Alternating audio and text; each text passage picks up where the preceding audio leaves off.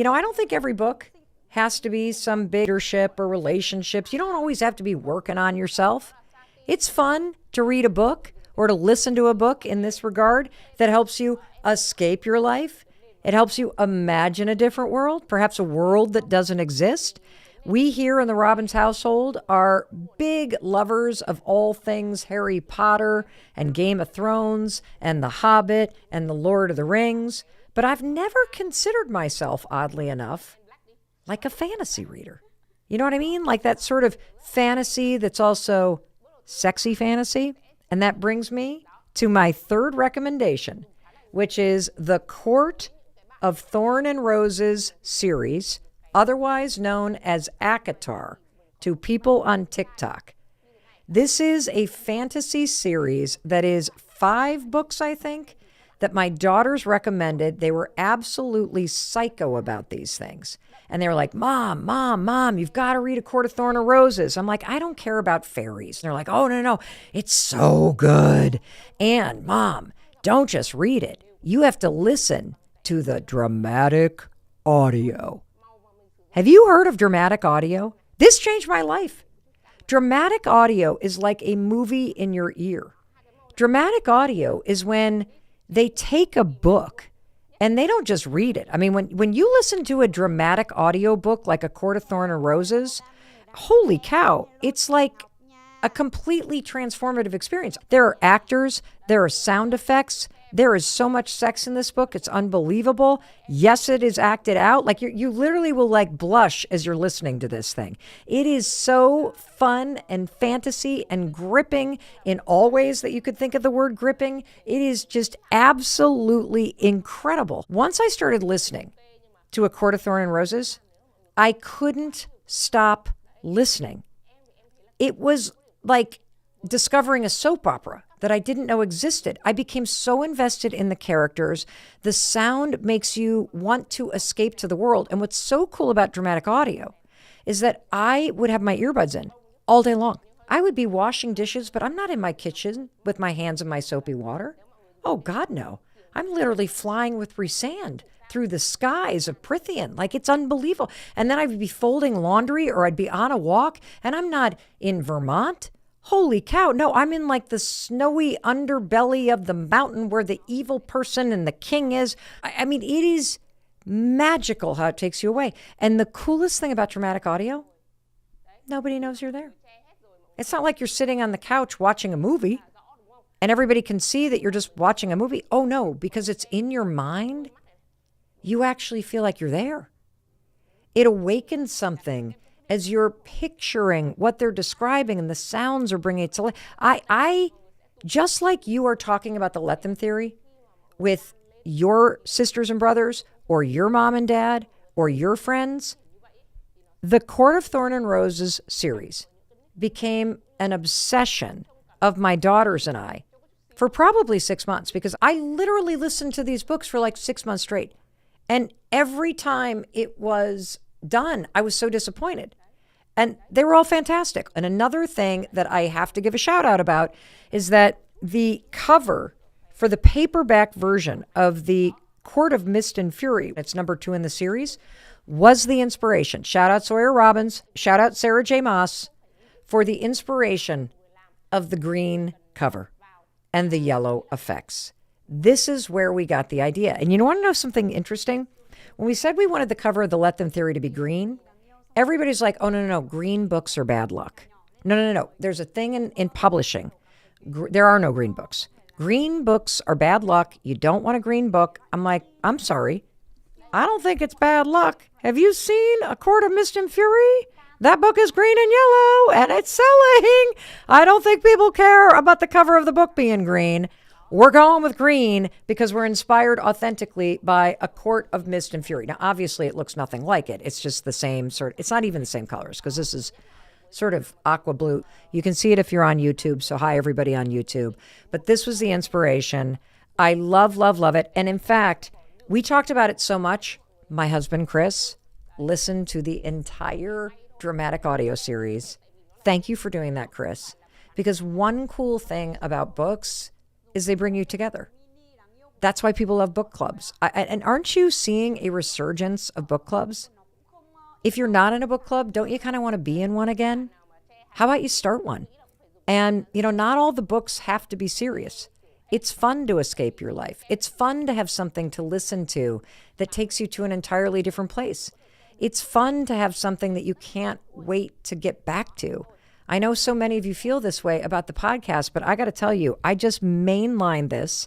I know that she is working on now the 6th book in the series. I cannot wait until it is completed. And if you've never listened to fantasy, if you're not quite sold yet, let me just hit you with a little bit of research. Reading or listening or watching fantasy, it is so great for your creativity, your emotional intelligence, your problem solving, because it actually helps you imagine an entirely new world. I mean, just think about things like Star Wars. Think about all these different fantasy worlds that we get pulled into that make you imagine life in a whole different way. That is exactly what this book did for me. I literally started as I was listening to it going, I want to write a fantasy book. In fact, 10 years ago, my daughters and I were sitting around, we were on vacation, and we started riffing this idea for a book. I'm not going to tell you what it is because we're actually, I think, going to do it. But this is 10 years in the making, and it was listening to this book, especially the dramatic audio, and just immersing myself in world making and thinking about different worlds and wars. And it just cracked open a level of creativity in me that I hadn't accessed before. And I think it might do the same thing for you. And if not, it's just a great book about fairies and wars and sex, and you're going to love it. And it's a great way to blow off a bunch of time as you're driving in a car or taking a walk or passing the time while you're washing dishes or doing laundry. And I'm just going to warn you, you might just get sucked into it, and you're going to love it. And that's my 3rd recommendation, Court of Thorn and Roses. And I'm now so hooked on the genre, I'm now listening to the dramatic audio of Onyx Storm. So once you're in, don't blame me. It's hard to step back out, but you're going to love it. And my final recommendation is The Firm. Yep, The Firm by John Grisham. Now, this is a book that came out in 1991. And the reason why I love this book is because this was the first page-turning thriller novel I had ever read. It was like discovering an entirely different genre. And it blew my mind. But it not only blew my mind because of how incredibly gripping and what a page turner it was. I stayed up all night reading this book. And do you want to know why I remember staying up all night reading this book? It's because I was a first-year law student. I didn't have any time. I needed to be spending my time reading law textbooks and researching the law so I could actually be prepared for class in the morning.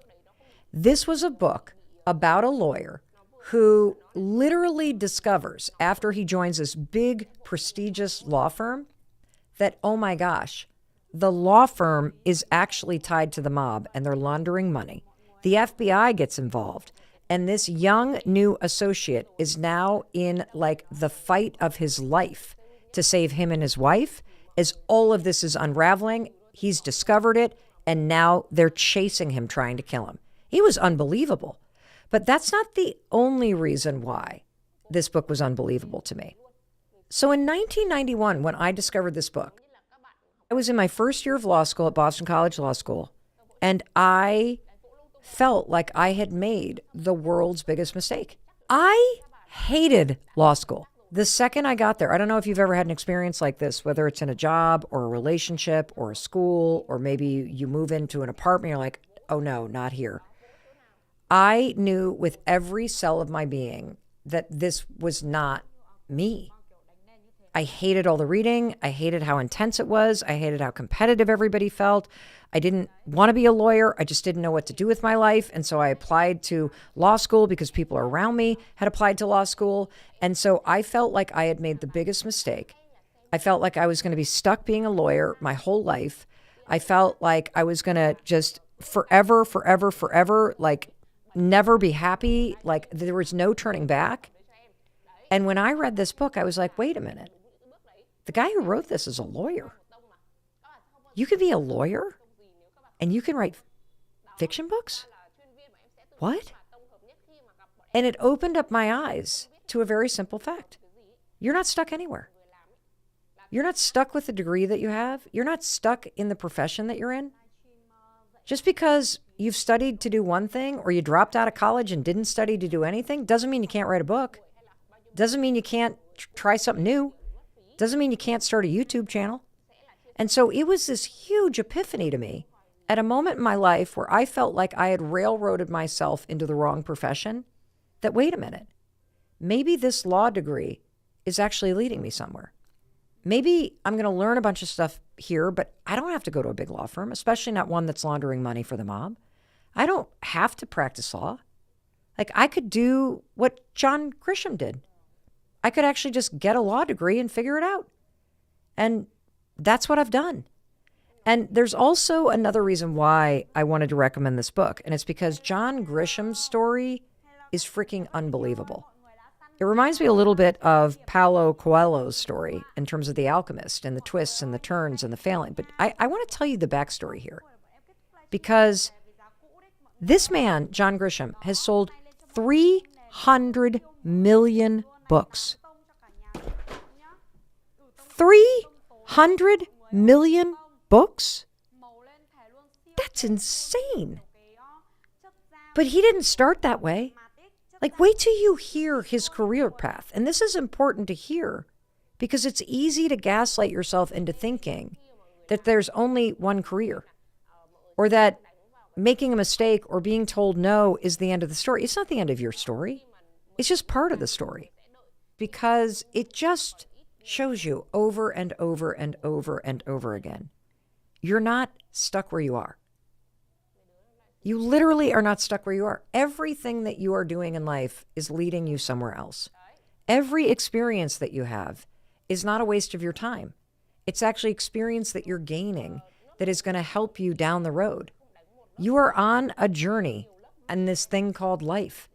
And absolutely every twist and turn, every no, every setback is preparing you for something. And so let me tell you a little bit about John Grisham's life before he wrote The Firm in 1991. So he attended community college because he wanted a baseball career, but then he was benched. And check this out. He failed English class in community college.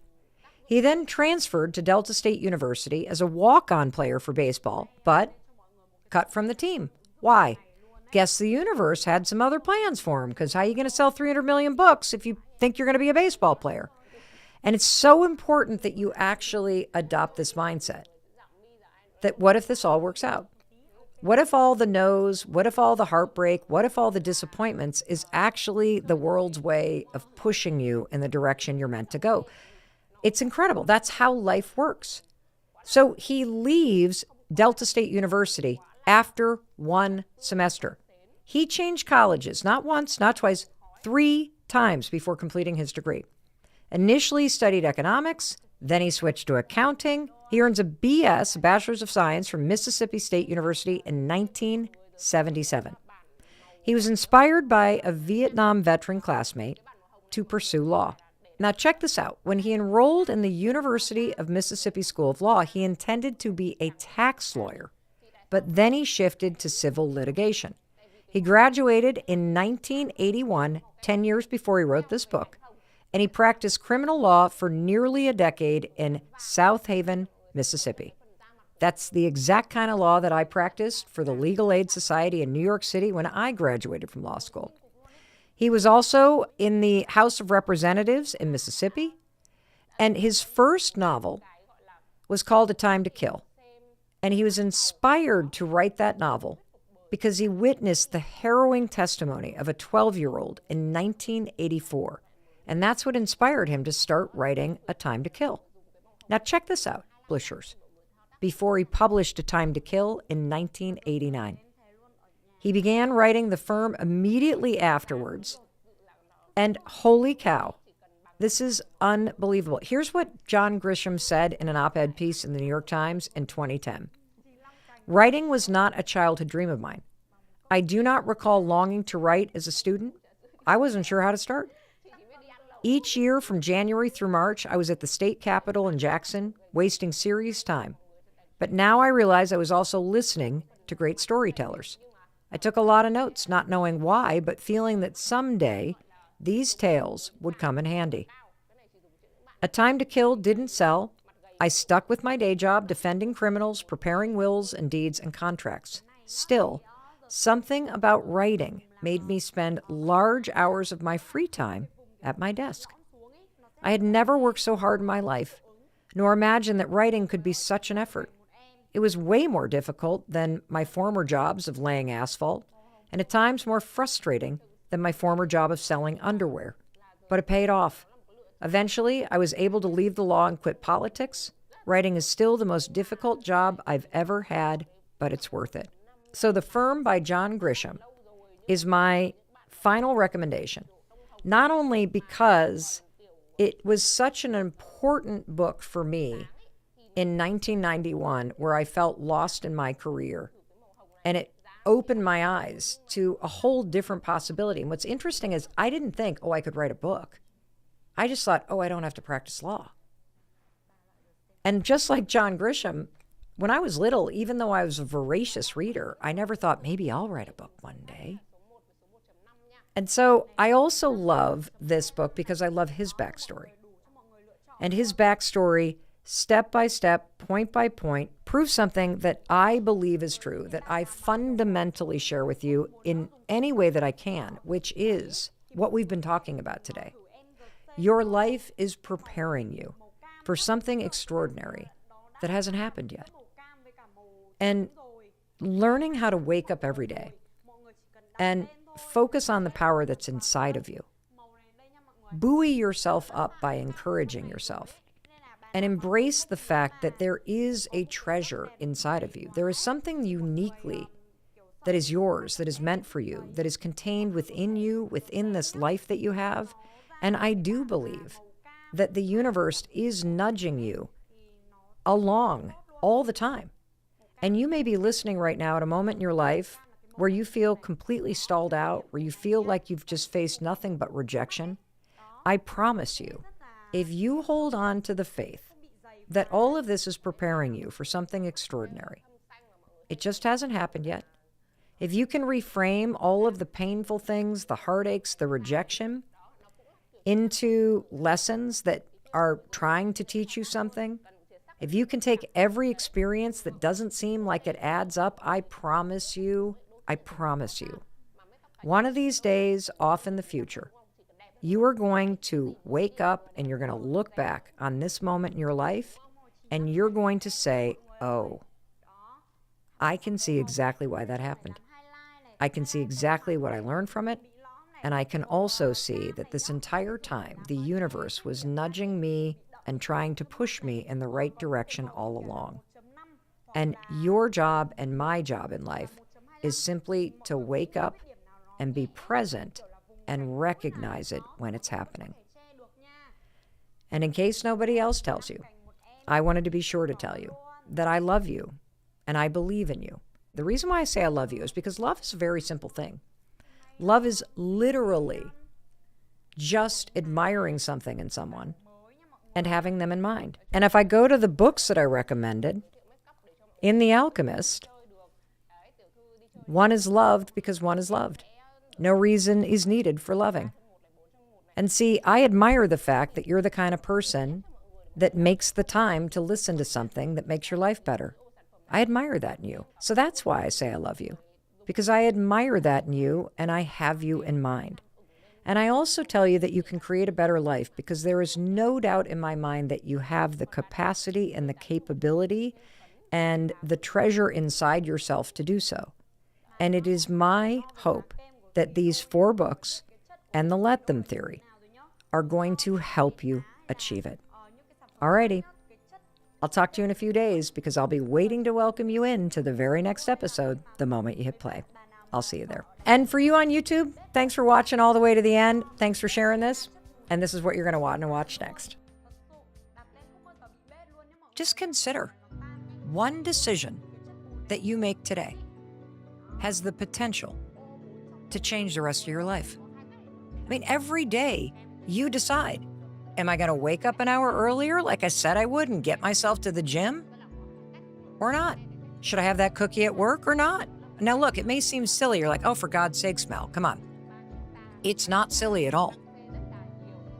Everything, I mean everything about where you are in your life right now, every aspect of your life is in large part a result of your past decisions. When you're headed in the wrong direction in your life, you feel it. You feel stuck, you feel frustrated, you feel sad, you feel disconnected, you feel like you're on autopilot, you feel like things are mundane. That's not how you're supposed to feel in your life. The right decision often feels wrong. You know the right decision.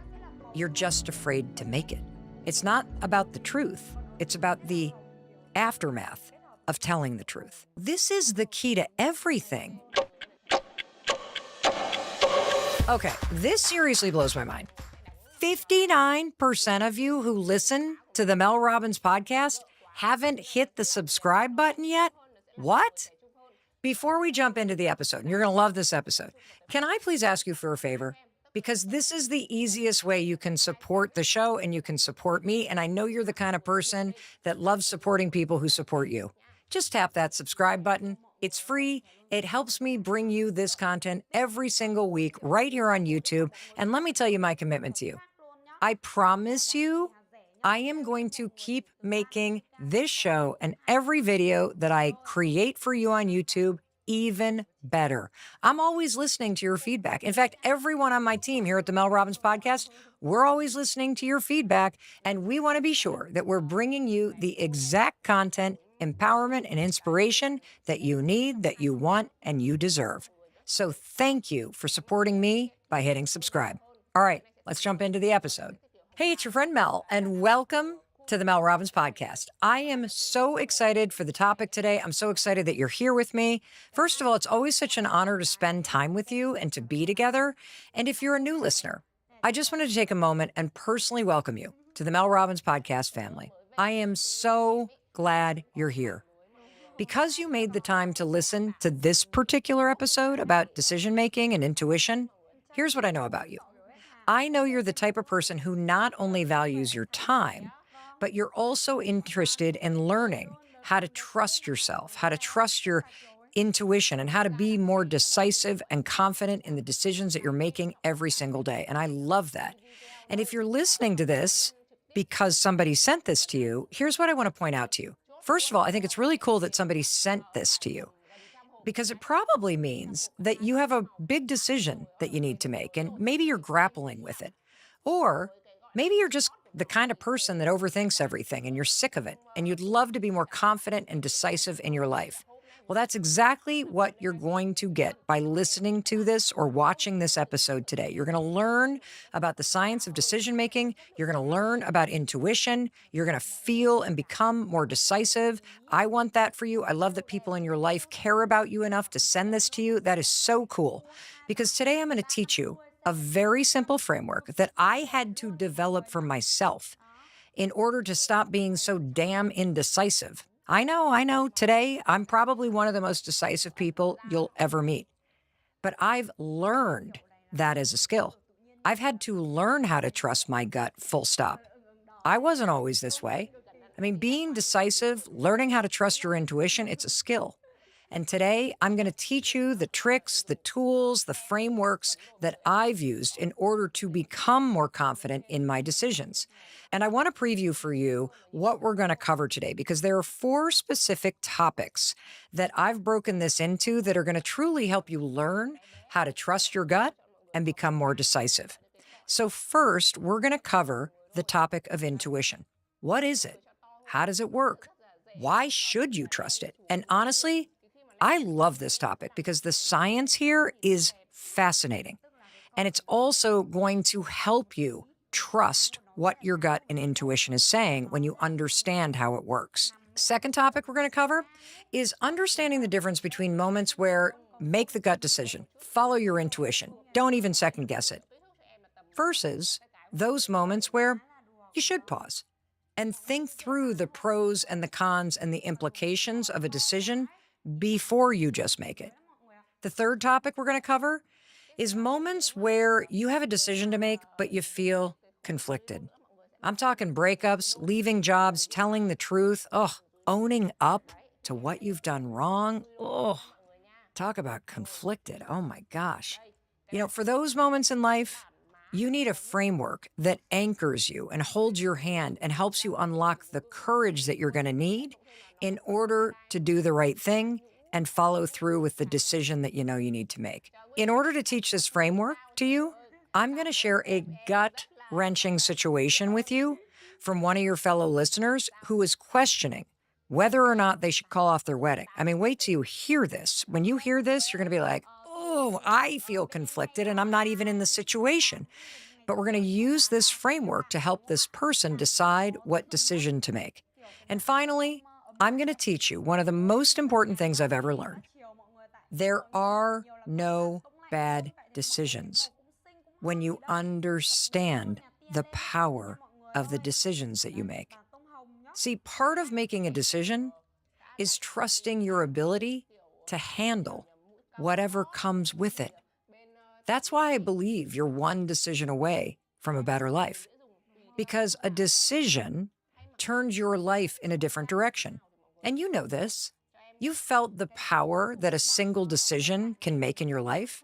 In fact, I want you to think back to some of the decisions that you've made in your life that changed your life and pointed you in a whole new direction. I mean, maybe you decided to go to college far away from where you grew up, and that experience completely changed who you are. It changed perhaps where you lived for the rest of your life. That happened to me. Maybe going to one party on a random Thursday, your gut just said, I should just get out of the house and go. You walked in the door, you met the love of your life. That's a decision that changed your life. Maybe quitting that job that used to drain you. Quitting it, that decision led you to find your dream career. You wouldn't be there without quitting that other job. Maybe going gluten-free or giving up alcohol or quitting your vaping habit completely changed your health. I mean, every single day, just stop and think about this. You make thousands of decisions. So do I. Some studies estimate that you make up to 35,000 of them. That's kind of incredible, isn't it? Just consider one decision that you make today has the potential to change the rest of your life.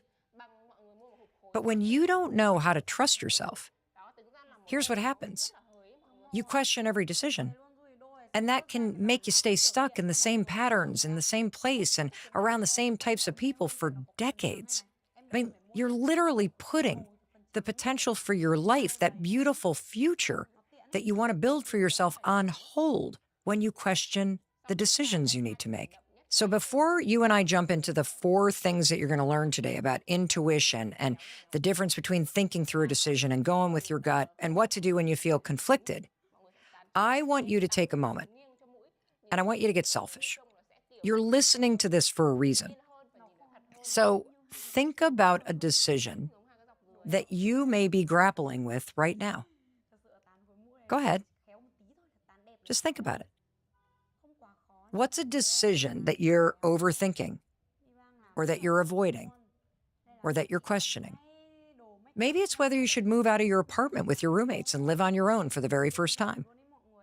Or maybe you're questioning whether or not you should divorce your spouse of 20 plus years. Maybe you're wondering if now's the time to get a pet now that the kids have moved out of the house. But do you want to be tied down? Is that what you really want? I don't know. Are you questioning whether you should go back to grad school to become a therapist or a nurse because that's what you've always wanted to do? Or maybe you've been thinking about a decision. You really want to put yourself out there in a bigger way by becoming an influencer or starting a YouTube channel. Or maybe you want to be using social media, not for your personal life, but to market your business. But when you really think about putting yourself out there, you're like, I don't know. You just start to doubt yourself. And next thing you know, you're not doing anything. Really think about this. What's a decision that you've been really considering and thinking about and questioning and maybe putting off? Are you thinking about moving? Maybe you're frustrated, and so you want to get more involved in politics or just be more vocal about your opinion. Have you been thinking about reaching out to someone in your family that you're kind of estranged from or angry with, and you've been putting it off? That's a decision to put it off or to pick up the phone. Just really hold on to that. Because as you and I go through each of the 4 things that we're going to talk about today, I want you to hold on to this decision and use what you're learning to help you be decisive. And here's the thing about this topic. I'm so fired up to talk about this, and I'm so excited that you're interested in this because learning how to trust yourself, learning how to become more decisive, learning how to assure yourself that no matter what decision that you make, if you have the courage to make a decision, you're going to be okay. Holy cow, this is the key to everything. Because every decision you make is like this little fork in the road where you get to choose. Am I staying the same or am I going to lead myself to a better future? I mean, remember, your friend Mel Robbins says nobody's coming. Every single decision opens the door to a different possibility.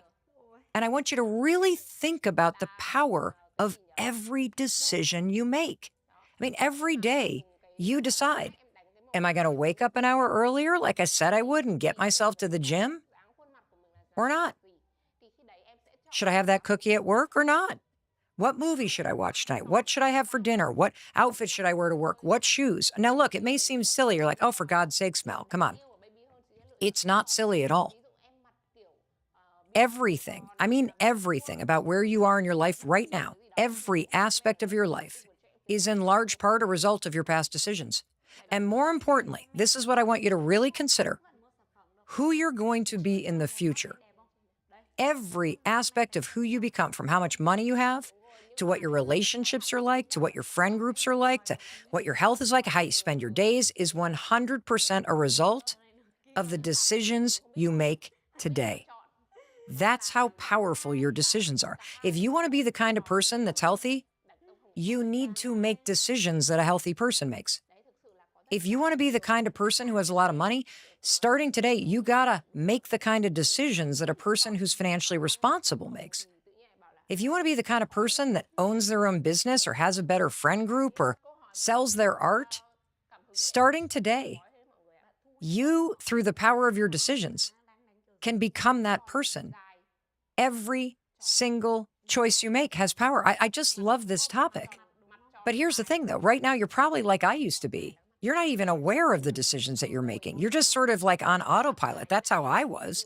I was making decisions without even understanding how your brain and your body and your nervous system processes the options that are in front of you all day long.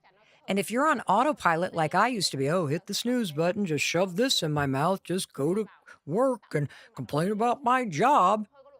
Oh my gosh, what happens is your decisions just run on repeat. And then past decisions dictate your present and future. I'm going to give you an example. Let's say deep in your gut, you've been saying to yourself, I got to quit vaping. I've just got to quit vaping. Every day, all day long, you actually have a decision to make. Are you going to just throw that vape out and all the cartridges and go cold turkey? Or are you going to say to yourself, well, I've tried to quit before and it's never really worked. And so then you make a decision. I'm just going to reach for the vape again and take a puff and I'll do that tomorrow. That's a decision. Anybody who's gotten sober or ended a relationship or quit a job or turned their life around will tell you that one decision will change your life. That's what we're talking about today. Aren't you tired of holding yourself back? Aren't you tired of doubting yourself? Don't you want to be more decisive? Isn't it exhausting to constantly question yourself? Don't you want to trust your intuition and your gut and know that no matter what, you're going to be okay? Of course you do. That's why you're listening to this right now. And so congratulations, because you've already proven you can make great decisions. You press play. You made a decision to find the time to be here today to learn more about how to be more decisive. That's so freaking cool. So whatever it is that you've been putting off or questioning, just keep it front and center as we go step by step through the 4 things that I'm going to teach you today. And I'm going to share a little bit with you. Just quickly, I have a decision that I'm noodling right now. And it's a big decision about something related to my business. It seems like a great opportunity, but I don't know that I want to do the opportunity. So I'm right there with you. I've got this thing. I'm at a fork in the road. There are pros, there are cons. I'm questioning, I'm doubting, I'm overthinking. And so I'm going to be using this framework too. And I want you to keep your decision right in mind. Be selfish as hell today, okay? Are you breaking up? Are you putting yourself back out there? Are you moving? Are you signing up for that art class? Are you changing your major? Are you going to finally have that conversation? Are you going to dust off your resume and actually do what you said you were going to do? Are you going to go find the funding for your, what are you doing? Keep it front and center, because you and I are going to walk through a step by step by step approach that is going to move your life forward and put an end to the standstill that you've trapped yourself in. All right, so let's talk about intuition. For a long time, I didn't actually understand the physiology, the neurology, the science of how your mind, body, nervous system is all connected and how it is your intuition. It's like this inner compass, this intelligent design that you were born with that is in place in your body and that works in such magnificent ways, and it is there to help you navigate your day-to-day decisions. It is there just like a GPS helping you make the right and left turns all day long. And if you understand what your intuition is, what a gut decision is, what it's trying to do, how it's trying to help you, holy cow. Tapping into your intuition as a decision-making tool, it's going to help you stay connected to your big dreams. It's going to help you stay grounded in your values. Those dreams that you have, those kind of things that are pulling you toward a bigger future, those things that you think about that never quite disappear, they start to act like this future destination that becomes clearer and clearer, and your intuition and your gut is helping you navigate your way to it. Your internal compass, that intuition and gut decision making that you have within you, it is programmed there for a reason.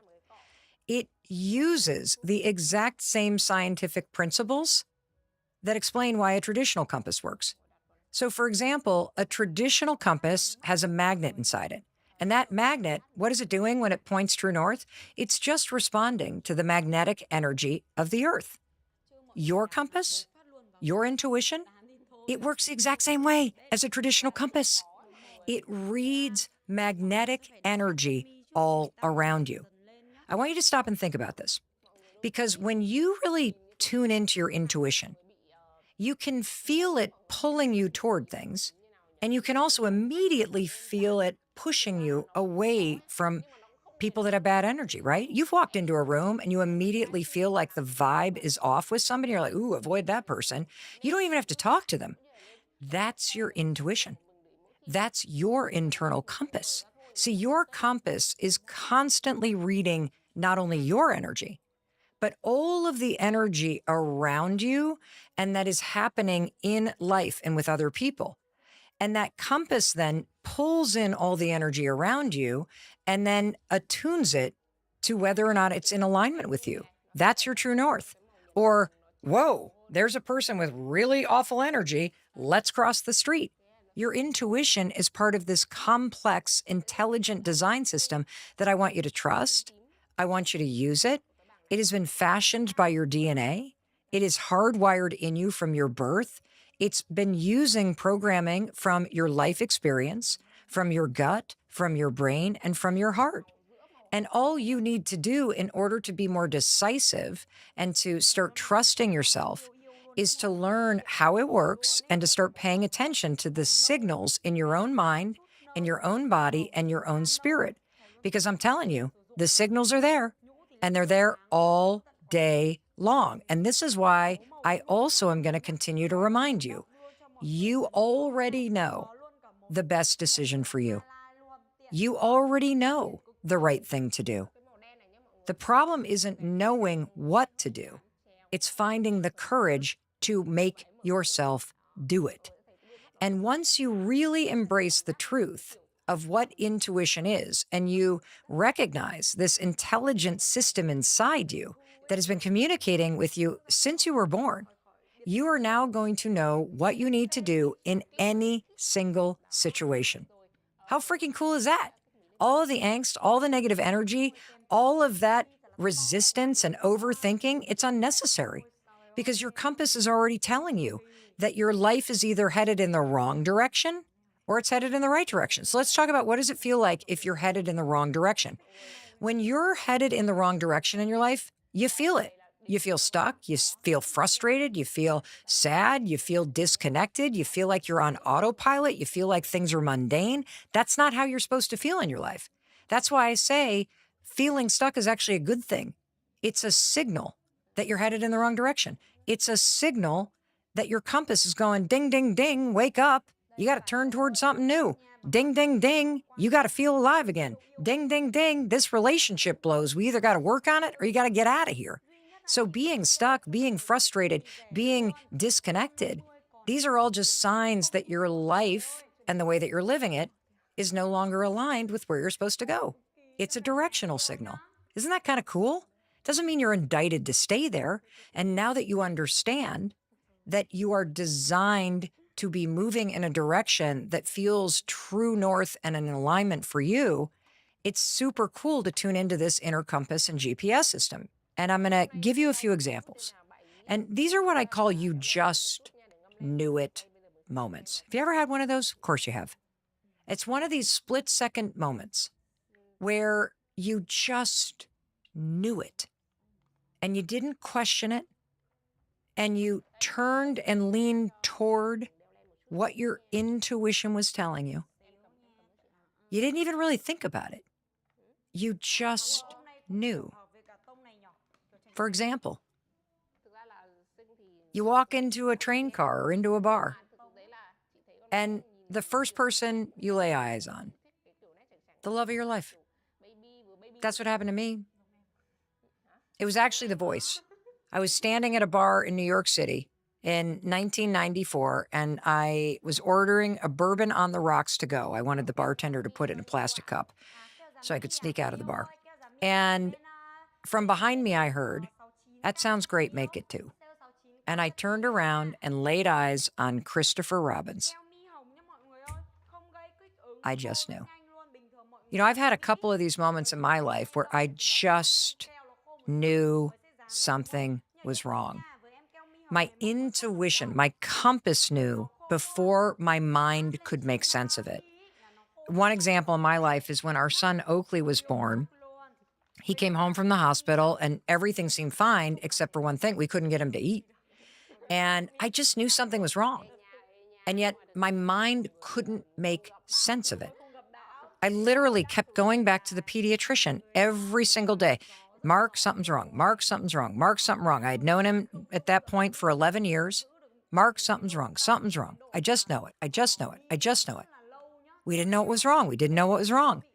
And then all of a sudden, 5 days later, boom, the you-know-what hit the fan, and Oakley is being medevaced downtown to Mass General Brigham Hospital. And they told us they weren't sure he was going to make it. It turned out that he had Hirschsprung's disease, which is an extraordinarily rare disease impacting the intestines. And it had gotten so bad over those 6 days that he was ready to literally rupture, which would have killed him. He would have died of septic shock. And I just knew something was wrong, even though we didn't even get that diagnosis for another week or two. I'll give you another example. Day one of my job working for a corporate law firm, 1998, I knew it was the wrong job. I knew it. I absolutely knew it. I felt in my gut like I was dying as I walked into that law firm every day. But I couldn't make sense of how to actually change my career. I couldn't make sense in my mind how I was going to pay my bills. I couldn't make sense of what I was going to do. I had just gone to law school. I had spent 3 years being a public defender. I can't change my career now. So I'm telling you these examples because these are examples where you didn't need to know. You didn't need to make sense of it. Your intuition knew because it always knows, because it is uniquely, intelligently designed to align with the truth for you. So now that we've covered intuition, I want to briefly talk about this second topic, which is there are 2 different ways to make decisions. And there are going to be times in life where just go with your gut. and just make the decision immediately right now. And then there are going to be those times where even though you know what your gut is saying, and the way that you figure that out is just get quiet, drop out of your head, drop into your body, and feel what the decision feels like. If you feel yourself dreading it, if you feel yourself depleted, if you feel yourself shrinking and constricted, that's not aligned with you. If you think about the decision and you imagine the possibility of it and something opens up, you feel slightly energized, even if it scares you a little bit. That's something that's aligned with you. That means it is for you. It feels a certain way. And in order to tease this out, because this gets very confusing, I want to talk about those decisions where you feel very conflicted and when you need to use your gut and when you are going to use your head and your thinking skills to act out the decision. Because there's a big difference when you're making a decision between what you need to do versus when and how you're going to do it. And that's what you need to remember when you feel very conflicted about the decision. You're going to use your gut to determine what you need to do, because as we've just laid out, your intuition is part of your intelligent design. Your intuition, when you quiet your emotions and you tune into it, is telling you exactly what you need to do. But that is very different than when you're going to make the decision and how you're going to tell people. And that's where you use your brain. Okay. And I'm going to give you a just agonizing example of what I'm talking about.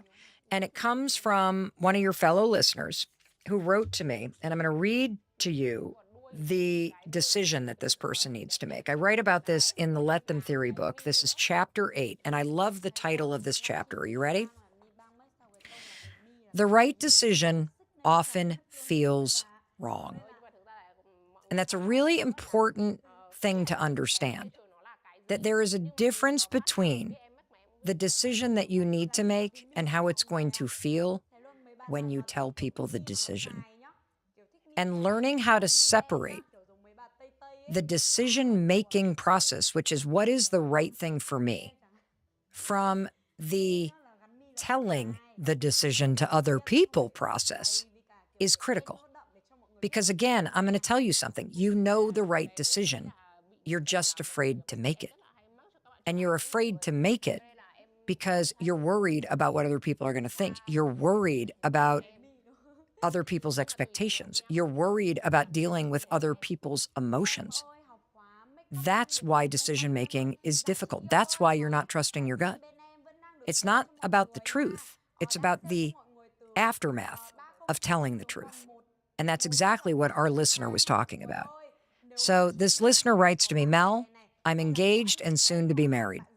The wedding is a few weeks away, and I know this should be one of the happiest moments of my life, but it's not. The closer we get to the wedding, the more my fiance and I are fighting.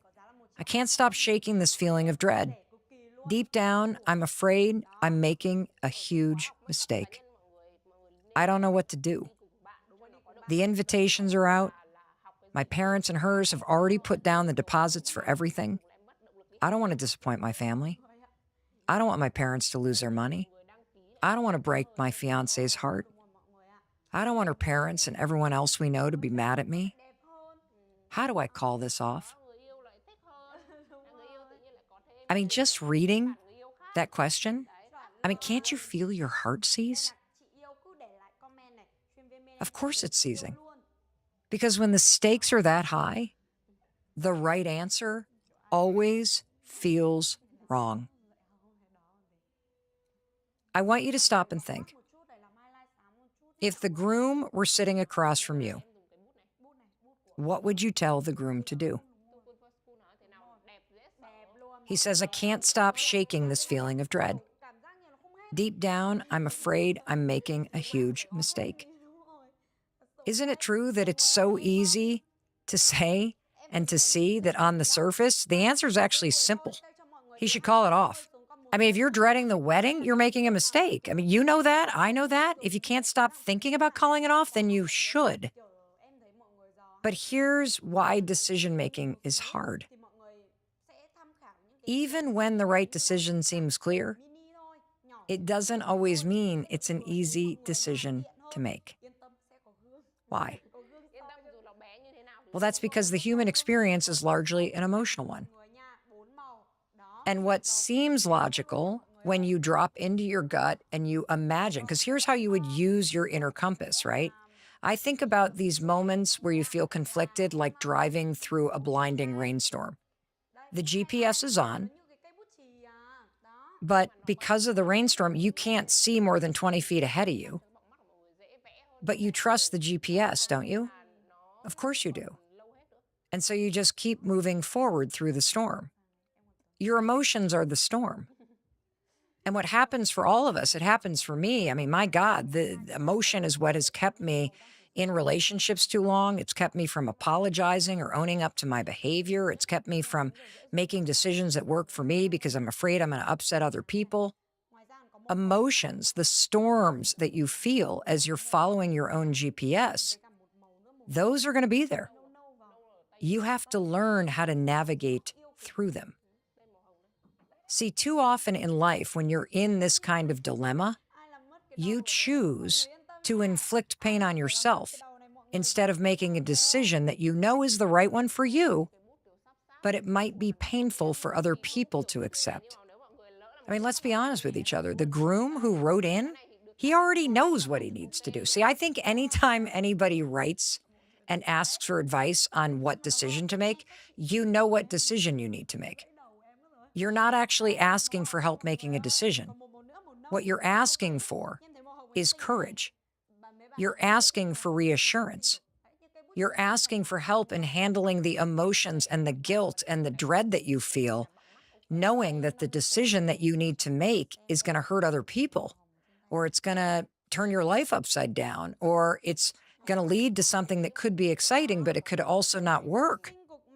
And what I want you to understand is agonizing and questioning a difficult decision like this, that's a mentally healthy response to a difficult situation. There's nothing easy about this situation. Nobody takes pleasure in making a hard decision. I mean, the fact that this guy is worried about the other people is a sign that he's a really good person. But that doesn't mean he should get married to somebody he doesn't want to marry. And I want to remind you, there are going to be times in your life when people are going to be mad or disappointed or heartbroken by the things that you say or do and the decisions that you make. There just will be.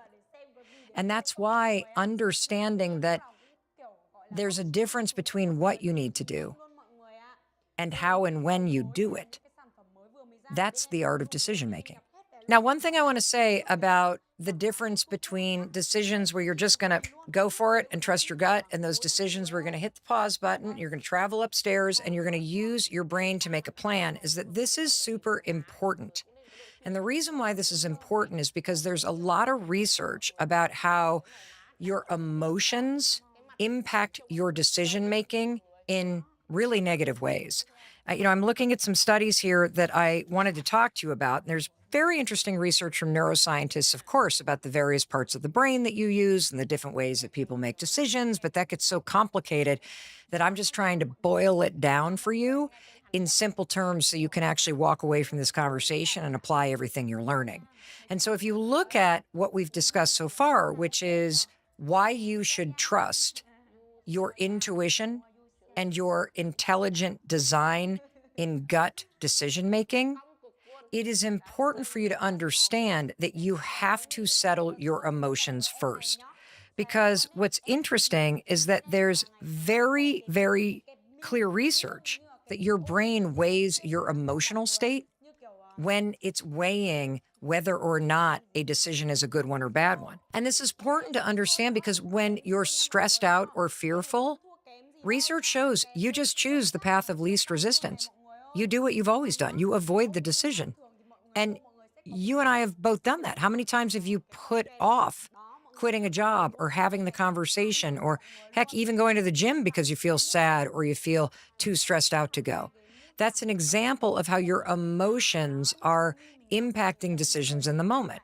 It's helpful for me to think about the fact that I know the truth of what I need to do in my gut. My emotions have a point of view about whether or not I feel like doing it. We're just going to ignore that. And you can ladder up to your brain to help you make a plan. And I want to remind you, making no decision is a decision because you're deciding to stay exactly where you are and ignore what your intuition is telling you. You're deciding to accept less than you deserve and delay making the changes that will bring you happiness and more satisfaction in your life. Those are decisions, and you need to wake up and recognize that you're making them. Just imagine yourself a year from now. You're in the marriage. You're in the job. You still live in the same place. You haven't moved mom to the nursing home. You are still paying for your adult kid, even though nothing's changed and you resent him for it. When you close your eyes and you drop into your gut and you really read the navigation, if I point myself toward a future where I do nothing, oh my God, how do you feel? If you feel your chest tighten, if you feel dread, if you feel your energy drain, oh my God. Do not go in that direction. Do not get married. Do not avoid the decision with your mom in a nursing home. Do not stay in med school. Do not avoid applying for nursing school this go around, because a year from now, you know that your chest is tightening and you feel depleted if you're not in school. And then point yourself in the other direction a year from now. If you're not married, if you dropped out of medical school, if you are in nursing school, if you stopped financing your adult kid's life and they got their act together, how do you feel now? If you started that YouTube channel, things open up and you feel expansion and you feel a little bit of energy, even if it scares you. That is true north. That's what aligns with you. That's what you need to do. Now we travel upstairs as the gut chit-chats to the brain and we ask ourselves, okay, I know what I need to do. When is the right time to make this decision? How is the right way to communicate this decision and to whom? And then you make a plan, and that's what you use your brain for. See, in life, the most courageous, honorable, and kind thing to do is to tell someone when you realize you don't want to be with them. It's hard to be honest, especially when it's going to hurt other people. You know, the let them theory has really helped me change this in myself. I used to either avoid conversations or over-explain everything or overthink things or delay the decisions I needed to make because I was afraid someone would get upset with me or they'd think I was a bad person. And all it did was create more anxiety for me. Learning to let them be upset, let them be confused by your decision, let them react to your decision. Don't be afraid of what people are going to think when you make the right decision for you. This has been all life-altering. And I promise you, you're going to experience that power too. I don't think you have a problem knowing what you need to do. I think you have a problem doing what you need to do because you feel a ton of conflict about how someone else is going to feel about it. And when you realize that you can navigate those kinds of storms by following your GPS and then using your brain to figure out the best way to communicate the decision, the best timing, and the most responsible timing to do it, like quitting your job, don't just do that immediately. You need to use your brain to make a plan and make sure you have enough money and that you don't put yourself in a precarious situation. But you can know 3 to 6 months before you leave a job that you're actually leaving it. That's what you do with your intuition. What you do with your brain is to create a really smart plan to actually execute against it in a responsible and empowering way. See, the only conflict that you're going to feel now that you understand the power of how to make the right decision is that you're going to feel conflict internally about how your decision impacts other people and how they're going to react. This is why you stay in a marriage for a decade when you know you want it to end. This is why people stay in jobs for too long. It's why people pick majors and career paths and then stay in them because they're afraid of making a decision that is going to cause someone else to feel something. And if you understand that emotions are a normal part of your life, You're going to feel them. Other adults are going to feel the ups and downs. You can be more courageous. I don't want you making decisions with your emotions. I want you to make decisions based on the truth of your intuition, what feels aligned with you and the vision that you have for your life and the magnetic energy that pulls you towards it. And I want you to use your brain to make a plan for how to execute the decision in the most responsible and powerful way. When you do that, you will be one of the most decisive and powerful and unstoppable people on the fricking planet. That's how you use this science. And none of this is easy. I mean, there are plenty of decisions that have been difficult for me to make in my life that I've delayed 6 months, a year, 2 months. Heck, when our son wanted to move to southern Vermont, my husband and our son moved up here for a year. I didn't go. I knew eventually that I would, but I wasn't ready. The when and the how for me took almost a year, and that's okay. And so there are going to be decisions that you make immediately when this episode is over. And then there are going to be those decisions that you're like, I know that what Mel's saying is right, and I know what my gut is telling me. And perhaps for the first time in my life, I understand why I need to trust it. And I also am going to take a little pressure off, because this is the kind of decision that needs some planning. And that's what I'm going to use my brain to do. And when you understand decision-making in this context, that there's a difference between what you need to do and how and when you do it, now you can leverage the full capacity of your gut, your heart, and your mind to align your life with what's meant for you, no matter how hard it is. And that brings me to the final point. I think one of the biggest obstacles to being more decisive in life is this fear that you're going to make the wrong decision. What if you trusted yourself enough to be able to handle the fallout of any decision that you made?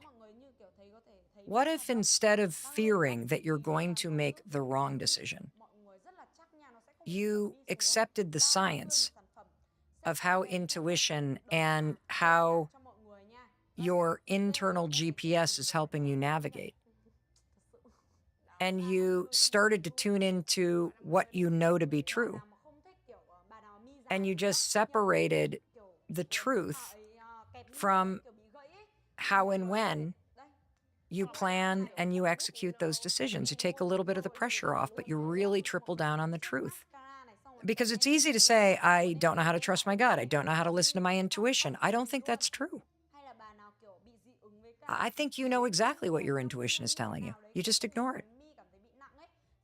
And our conversation today is an invitation to really change the way you even talk about that. I know exactly what my intuition is telling me. I know exactly what my gut is telling me to do. I know exactly what the decision is. I'm just afraid to make it.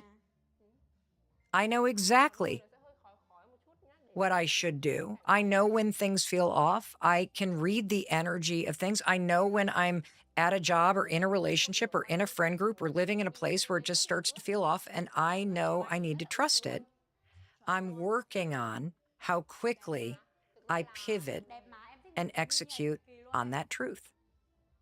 When you look at decision-making that way, that it's all just data, that what you can sense is what's true for you, and that even if you make a decision to get married or to change your careers or to move or to take on a new hobby or do whatever it is that you're going to do, when you make that decision and you truly believe that this is the right decision in the moment, it's never going to be the wrong decision if you also say, no matter what, I trust in my ability to handle what comes next.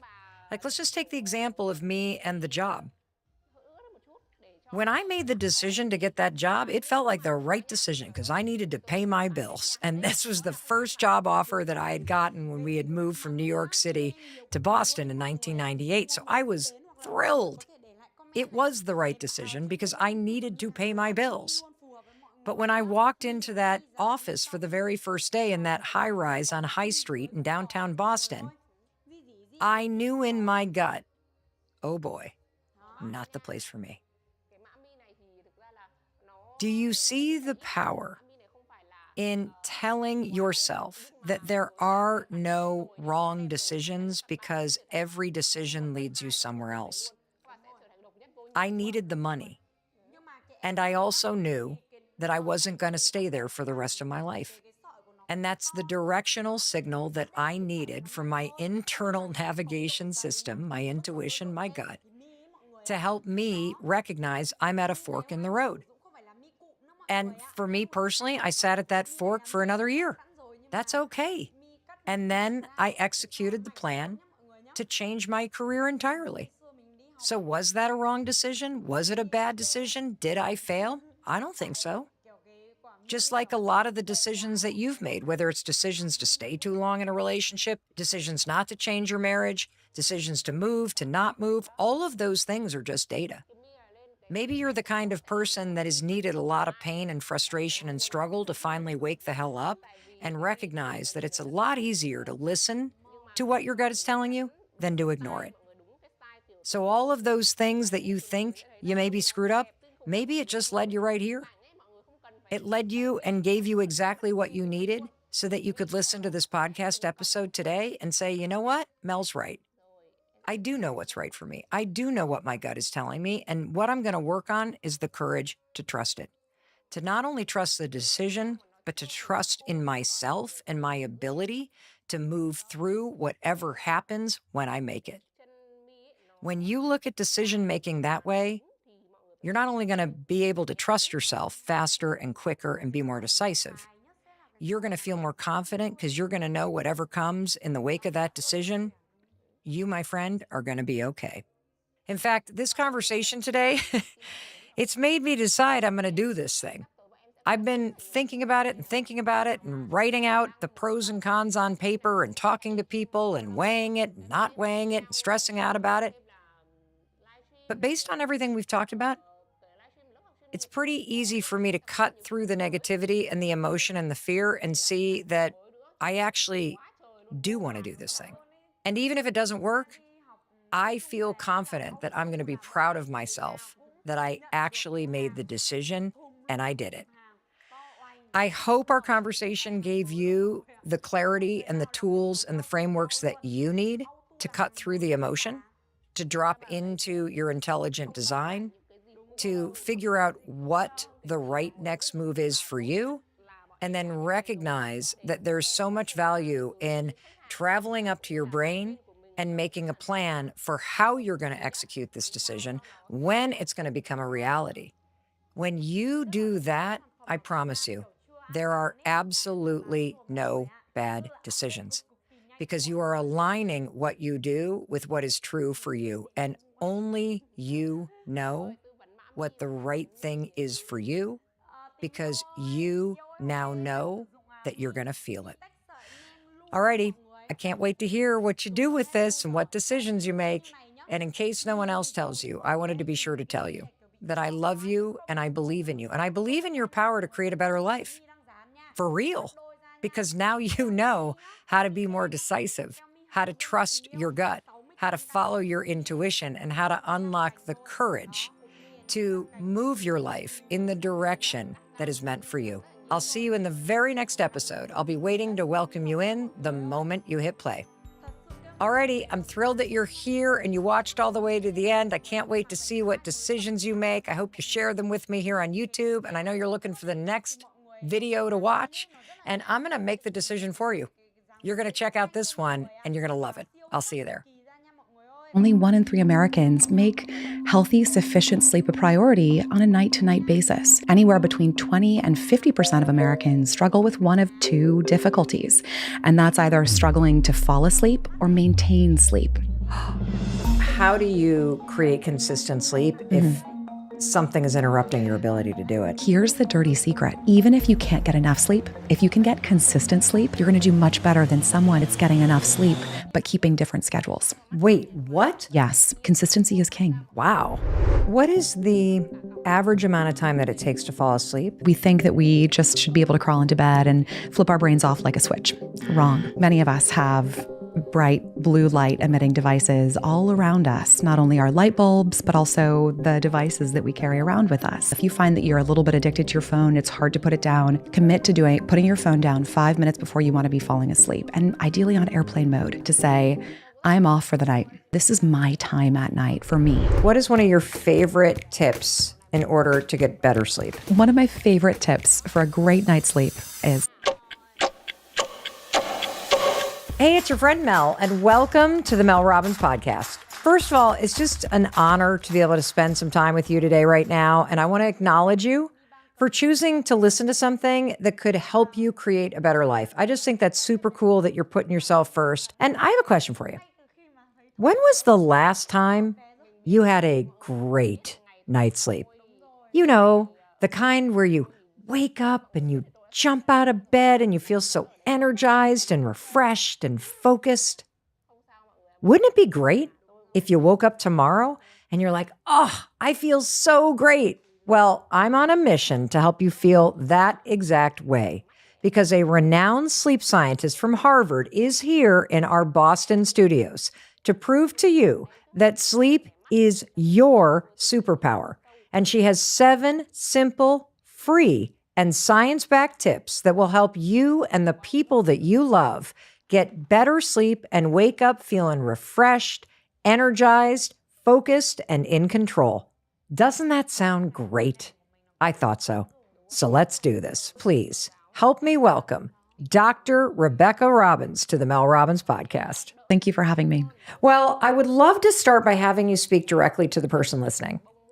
If they take everything that you're about to share and teach us to heart, what could you expect to change about your life if you follow the advice you're about to give us about sleep? Today, we're going to cover some of my favorite tips and strategies that are evidence-based and start tonight to get a better night's sleep. And if you can make a couple small changes and get a little bit better quality sleep, I'm biased, I'm a sleep scientist, but you will be amazed. Some of the findings include better productivity, our relationships improve, our mental health improves, and then into the long term, our research is uncovering that our sleep every night plays an important role in the quality of our life as we age, and also our risk for neurocognitive decline. So many things can fall in line when we put sleep really high up on our priority list. Wow. You're here to tell us that there are small things that you can do to help you be a better sleeper. And before we jump in and we just start to unpack all the cool things that we can do that are in our control, I wondered if we could just zoom out a little bit. Because when you're feeling tired and overwhelmed and just kind of beaten down by your life, can you just explain as a sleep researcher how working on sleep is going to impact every area of your life? You hear a lot now about brain fog, about fatigue, about low energy levels, and people seeking answers online. So it's almost like we're focusing on the symptoms instead of the cause. And one of the driving forces of some of those symptoms that many people are experiencing is insufficient or poor quality sleep. Many of us are struggling. 2 out of 3 Americans are not getting the sleep that they biologically need in a consistent manner. But in addition, we have a problem of poor quality sleep. Anywhere between 20 and 50% of Americans struggle with one of 2 difficulties, and that's either struggling to fall asleep or maintain sleep. So waking up at 2, 3 o'clock in the morning and struggling to fall back asleep. And so those struggles contribute to poor quality sleep. And our research in our lab has shown that fewer than 3 in 10 Americans report waking up and reporting that their sleep is restorative. And that's what it's all about. Because if we're spending time in bed and it's not restorative sleep that we're getting, what's the point? But some of the behavioral tips and strategies that we'll get into are really how you unlock that restorative sleep that we're all after. Why do so many people wake up feeling so tired? I think it kind of comes back to the conversations. I've seen them on social media, interpersonally. Just it's almost part of our day-to-day narrative as a society. How are you tired? I hope one day we could flip that. But unfortunately, when we do say, I'm feeling great, I'm feeling well rested, that's not often looked as very positively in our society. So I hope that one day that changes. I think we're moving away from the notion of, I'll sleep when I'm dead. We're finally kind of, I think, collectively waking up to the the importance of sleep as a population. We still have so far to go. But there used to be this idea of I'll sleep when I'm dead. I'll take hours from my sleep and magically add it back to my day. But that comes at a price. And we can probably all attest to this. But if you wake up and haven't gotten enough sleep, your body is operating well below its potential, not only from our physical health, our emotional health, our cognitive health, so many decrements when we're not getting enough sleep. But I think that when we can put sleep at the really high on our priority list, maybe even at the core of everything that we do. And I'm not talking about, crazy sweeping changes. What's so exciting about sleep is a lot of these are really small things. It's just cutting screens out a little bit earlier in your evening, maybe having dinner a little bit earlier, doing a couple of the relaxation exercises that we're going to be talking about can offer a number of benefits in terms of our ability to fall asleep and get into the deeper sleep that supports our waking success. Wow. That's so interesting. Dr. Robbins, why do all of these tips and evidence-backed interventions matter so much? What's so powerful about sleep, it's just this great equalizer. But what's also so interesting is we never receive formal training about sleep, really not in school. Even medical doctors receive only about 20, 25 minutes in the average medical curricula about sleep, which is a huge problem when you think about it, because so many of us are struggling. We talked about some of the numbers. And so it creates this culture of, well, if my primary care provider doesn't fully understand sleep, what might happen is a lot of, pharmacological interventions, and there is a time and a place for that. But what's so interesting about sleep is even in clinical trials that pit meds, pharmacological intervention against behavior, what we find is that the behavioral change, when we can successfully implement some of these strategies that we've talked today, that actually wins out in terms of insomnia symptoms. So with people who are really struggling, then the medications over time, which is so amazing. I want to make sure the person listening just heard that. Mm-hmm. So in clinical studies, when you put medication up against the behavioral changes that we're talking about today, mm-hmm. that the behavioral changes over time beat insomnia and the insomnia drugs over and over and over again. Isn't that so powerful? It's really powerful because it tells us that small changes add up over time and that, yes, you are designed to and you can learn to sleep and get the rest that you deserve and wake up energized. And it begins with these small changes. Mm-hmm. Wow.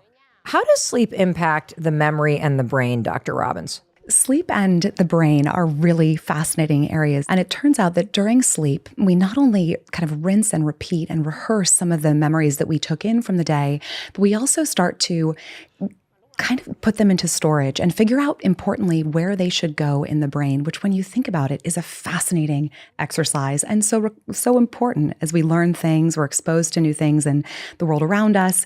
Our brain does this amazing process at night during sleep of, where should I file this away?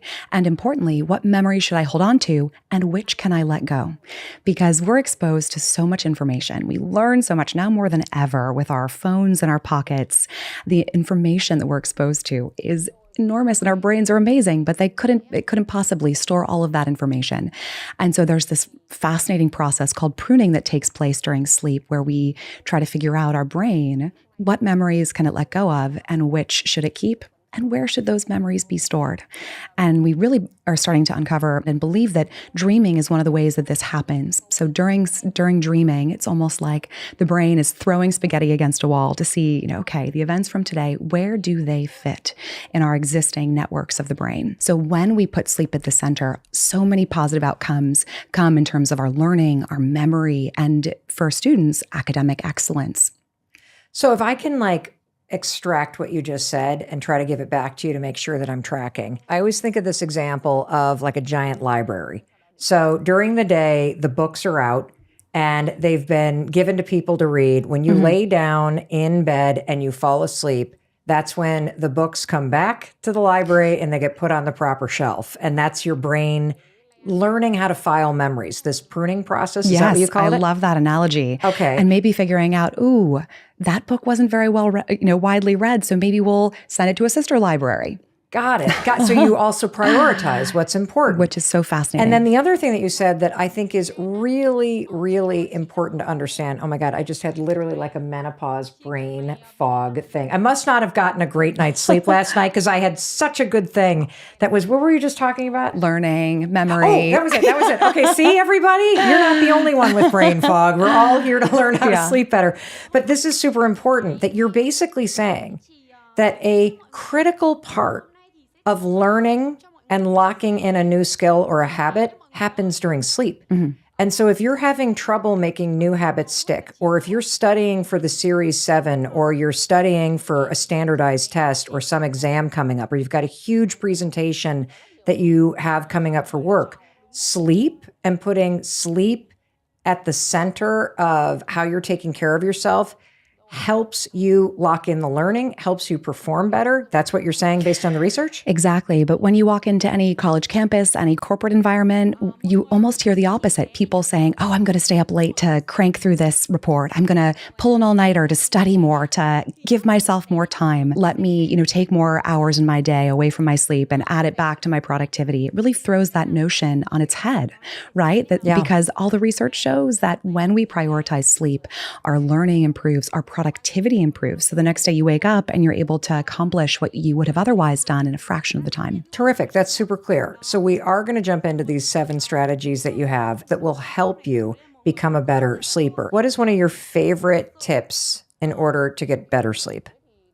One of my favorite tips for a great night's sleep is this idea that routine is absolutely queen. And we're really not meant to keep different sleep schedules as human beings. Falling asleep at 2 a.m. one night, 10 p.m. the next, understand how vitally important consistency is in our sleep routines, because then our brain and our body starts to understand when it should be tired and, prepare for sleep, and when it should be awake. And then it allows ourselves to better organize ourselves and get a lot out of our sleep episode. The best sleep comes when we're keeping our sleep times consistent. So falling asleep at the same time and waking up as close to the same time as possible. So is that takeaway number 1, that climbing into bed so you have a consistent time that you're signaling that you're going to start the process of falling asleep, and having your alarm ring at roughly the same time is one of the first things that we want to do? Absolutely. And I think we're slaves to our alarm clocks. Yes. But we don't really talk about the wind down time. It's kind of like a fuzzy idea, a fuzzy game plan. It's not okay, 10:30 is when I'm going to start to power down. I'm going to get off my phone. I'm going to boil a small cup of tea, herbal tea, and then start my bedtime ritual and wind down routine, which is an essential part of sleep. We always think, now's time. Now feels pretty good for sleep, but it takes time. So you are a world-renowned sleep researcher and scientist. What is your wind down routine? My wind down routine is one thing that I am very diligent about, and it's not complex, but I'm very diligent about the time. I do my best. I try to get all my computer stuff done, and then I put my boys to bed, and then it's 8:30, and then I am switching my mindset, and it's time for mama to go to bed. And there are days where I need to be working and plug back in, but the best case scenario is my boys are down, and then I do maybe I clean up a tiny bit around the house. I start to turn the lights off, and then I go upstairs and I turn my phone off. I wash my face. I take a shower, and then I do one breathing exercise. I sit cross-legged on the ground in my bedroom. I'm turning lights off as I kind of move into the bedroom, and I do one breathing exercise. And I don't set an alarm, but I just kind of do it until I feel like I've gotten rid of that busy mind, that has served me so well over the course of the day. And sometimes that's 5 times on busier, more stressful days. Sometimes that's 7 rounds of this. But it's the military breathing technique. So I breathe in through my nose for a count of 4. I hold for 7. And then I exhale, purse my lips for 8. And those times are longer than you think, right? The 7 and the 8 really you're kind of fighting for the breath at the end. And that's the benefit of that technique. It restricts and restrains the breath and can help calm the heart rate and calm your mind. And now while I'm doing that, thoughts are flying in. because, of course, of what I forgot to do or I need to do. And I come back to this idea of, no, not now. Now is my time. I've done things for my students, my partner, my kids all day. And now is my time to restore and relax. And if anything, any thoughts are still fighting to the surface, I write those down at my nightstand. So I've done the 4-7-8 technique, and then I mosey into my bed. I read a couple pages in a book. I do progressive muscle relaxation. I clench and release every muscle group starting from the toes, and I inhale, clench, and then exhale, release. And then I really kind of add on to that something that I'm letting go, heaviness or a thought that's not serving me. And then I say a prayer and I go to sleep. And it doesn't happen every night, but that's my ritual. And I use the word ritual purposefully because you want to cultivate a ritual. A ritual is something you do every time. And so it's thoughtful. It's, 1, 2, 3, boom, sleep is next. For you listening, what are the 3 things that you can do tonight and tomorrow night and really institute as your ritual that you can ideally also take on the road when you travel? And be diligent. Try to do those every single night, because then what the brain starts to understand is what comes next is sleep. Do you find that in your research that the people that are struggling the most with sleep don't have this wind down routine? They're not diligent about this ritual and the consistency of it and practicing these steps that help you fall asleep and stay asleep? It's a great question. I think it comes back to this idea that we're so used to getting, what we wanted quickly, whether it's our food or a coffee or, getting a Subway or an Uber.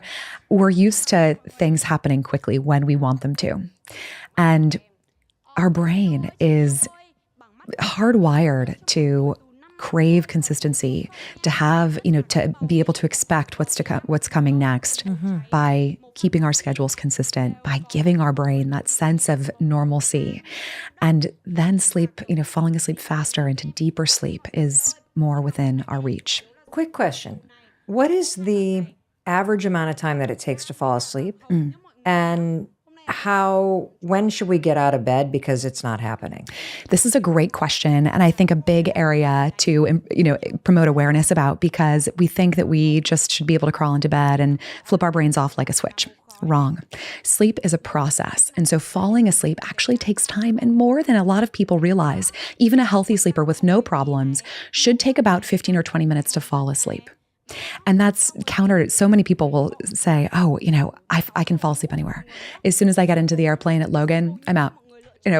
I'm snoring before my husband's like that. Even the I announcements. literally, he hits the pillow and he's like, and I'm like, so infuriating. God, now I've got to try to fall asleep while you're already snoring. And so he just drops in like it's his job. And He might be a little sleep deprived. I'd love to talk to him and make sure he's getting enough sleep. But if you're able to fall asleep right away, it's generally a sign that you're not getting enough sleep. Really? Same thing. If you're starved for food and you sit down and you have a huge meal and keep eating and eating, it's probably because you're starved for sleep, because it's not, of course, healthy to have enormous meals. And so same thing with sleep. If you're starved for sleep, your brain is going to, hopefully you're not in a place like driving a car or anything that would be safety critical. But if you're not getting enough sleep, sleep will come because it's a biological necessity. And so when we go without it, our body works desperately to get it. So 15 to 20 minutes. And that's both for when you climb in at your bedtime, when the bedtime wind down routine happens. And that's also how long it might take you to drift back to sleep if you do wake up in the middle of the night. These are such good questions. We just wrote a paper on how to help researchers kind of conceptualize these different steps, because there are a couple, right? So the time that you want to be winding down at night, maybe you're walking around your house, your lights are low, you're lighting candles, ideally. Oh my God, that's not going on in my house. I'm like, who didn't turn off the lights? Where are the dogs? Did you lock the doors? It's like the shutdown is happening. I need to play some music and light some candles. It is get to bed, people. I love it. And I mean, you're not alone. So many of us, right? Especially with kids and, other moving parts. But, finding ways to draw a little inspiration from these things, right? Look, I'm not saying let's all, spend 2 hours in a candlelit environment before bedtime. But I think this is really... What you're doing is you're taking a spotlight and you're highlighting something that is within your reach to do. And when you understand that it is coming from a world-renowned sleep scientist at Harvard, that thinking about the way you turn yourself down. So I think about, I turn down the house. We turn off all the lights. I love that. You lock the doors. The dogs run into their crates and get a little treat. You say goodnight to the kids. You make sure the cat's outside. Hold on. You This know all sounds wonderful, Mel. Well, I don't have any candles. You know what I'm saying? But there is this signaling that happens. Exactly. And look, that's actually part of your wind down routine. And maybe as you do those things, you're consciously looking at it as that. You're maybe slowing down your breath. You know, when the dogs are out, you know, you're consciously not on your phone. You're starting to switch into a different mindset, a one that's all about rest and recovery. And it's different than the daytime, right? The day is, you know, do, act, execute, you know, thinking. And maybe at nighttime, you draw inspiration from some of the kind of meditation world of, you know, thoughts come into the mind and then come back to the breath, say tomorrow. And if those thoughts are festering, a great addition to your bedtime routine is writing down anything that's on your mind. So powerful, because sometimes it's the stupidest little things that keep us awake. You know, the dry cleaning, got to call mom, you know, take the dogs to the vet. And there are things that you can only do sometimes during, you know, work hours. And so writing them down can then, you know, I suggest a stack of note cards, because then that can also be your to-do list. Those things that were bothering you that you need to do, they're now on a piece of paper and you can cross those off when you wake up. Oh, that's great. So you have a stack of like little 5x7 note cards. And as you've got all those things that you'd normally ruminate about as you're laying in bed and you can't fall asleep, dump them in their little home, and then you don't have to hold space in your brain. Exactly. And it's so powerful. And then you start to condition your brain to think, not now. Now's my time for sleep. One of the other levers that you say helps us sleep better is a consistent schedule. What if you've got young kids, or you got a puppy that's waking you up, or your work is inconsistent? Like, how do you create consistent sleep if something is interrupting your ability to do it? This is such a great question. And there are so many of these, right? Young kids, you know, dogs, work. I would encourage you to look at your weekly schedule and find the time that you can protect for sleep. And that's going to be the time that your biological clock gets used to. And if you can get a little bit more time in the morning, an extra hour, go to bed a little bit earlier, an extra hour, wonderful. But if you can protect, say it's 12 to 6, if you can protect, you know, 11 to 5, be diligent about that. And then think about either end of that being kind of things that you could move, but have maybe a time, you know, if you're a young mother listening, for instance, and you're like, look, I'm working, I have kids. How do I follow this? 9 hours?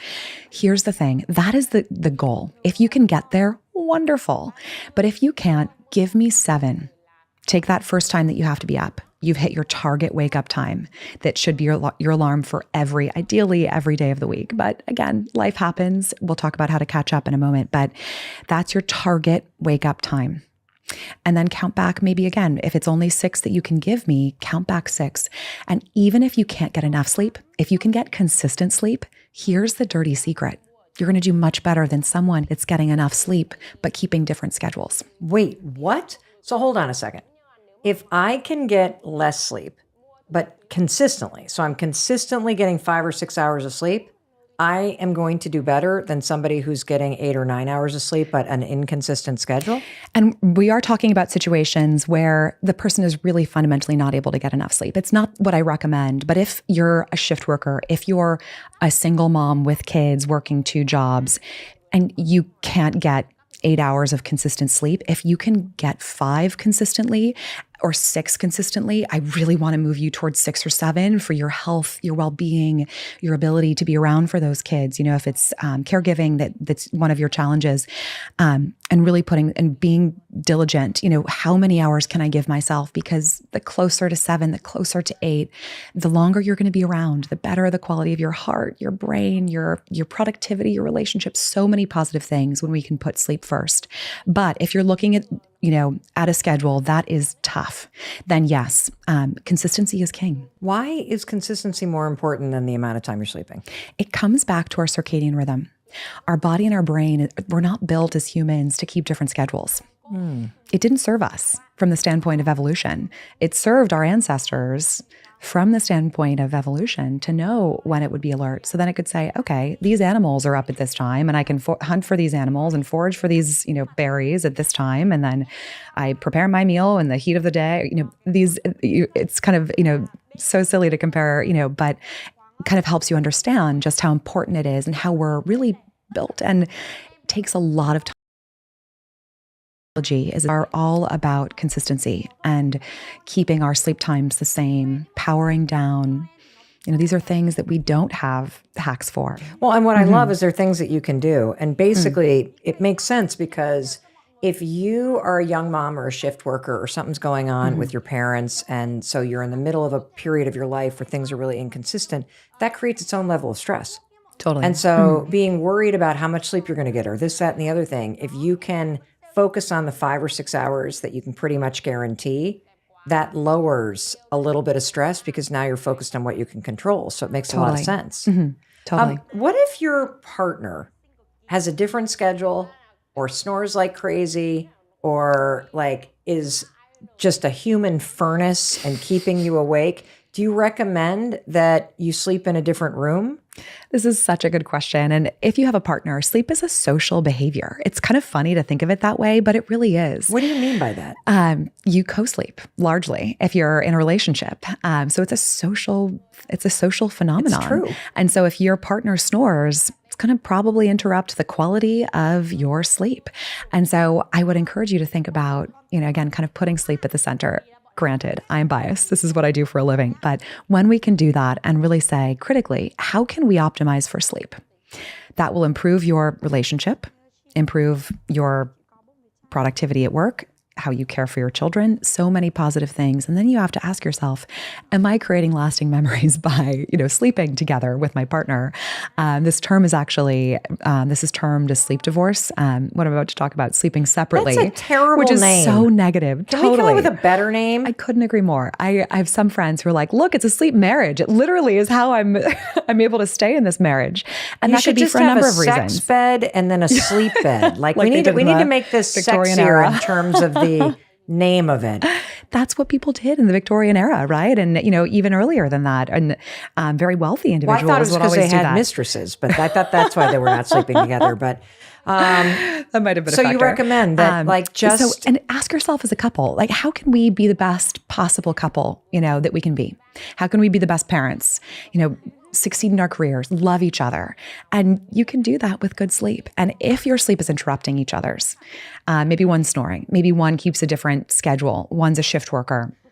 If you're able to sleep separately, why not? And again, doing away with this term, sleep divorce, I think we should coin sleep marriage instead.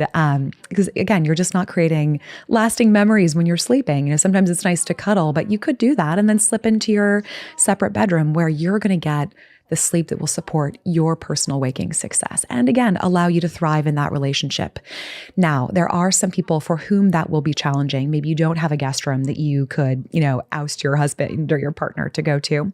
So if that's the situation for you, think about the ways that you could buffer against that disruption that your partner imposes on your sleep. Like a pillow wall and earplugs? A pillow wall, earplugs, and earplugs that block against 60 decibels or higher. So it's just a specific type of earplug, and they have them at the drugstore, every drugstore.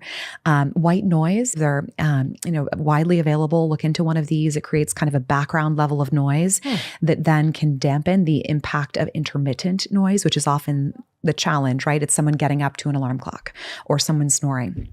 I'm going to try that. That's so simple. And hearing it from you makes me know that it's actually going to work. What is a circadian rhythm, Dr. Robbins? Circadian rhythm refers to systems in the brain and in the body that operate and oscillate in an approximate 24-hour cycle. And that's because we on Earth have a pattern of light and darkness that is 24 hours in duration. And so over hundreds of thousands of years, we've adapted our internal biological mechanisms to that 24-hour day. Sleep is one such rhythm. So there's times during the day where we're awake and then times where we're asleep. Now, the reason this is beneficial is largely evolutionary in nature. So when it's dark out, we can rest and recover. And when it's light out, we can be, operating at our peak, working, commuting, et cetera. And so our physiology has adapted to life on Earth, and our internal systems are governed by this tiny little region of the brain called the suprachiasmatic nucleus. We call it the kind of central pacemaker of the circadian rhythm. That almost made me want to go supercalifragilistic, Yes, right? expialidocious. Supercalifragilistic nucleus. Okay. If you ever want to impress someone at a cocktail party, that sciencey term is the way to do it. How do we say it again? Suprachiasmatic nucleus. Like say that 10 times fast, right? Suprachiasmatic nucleus. Yes, bravo. Nailed it.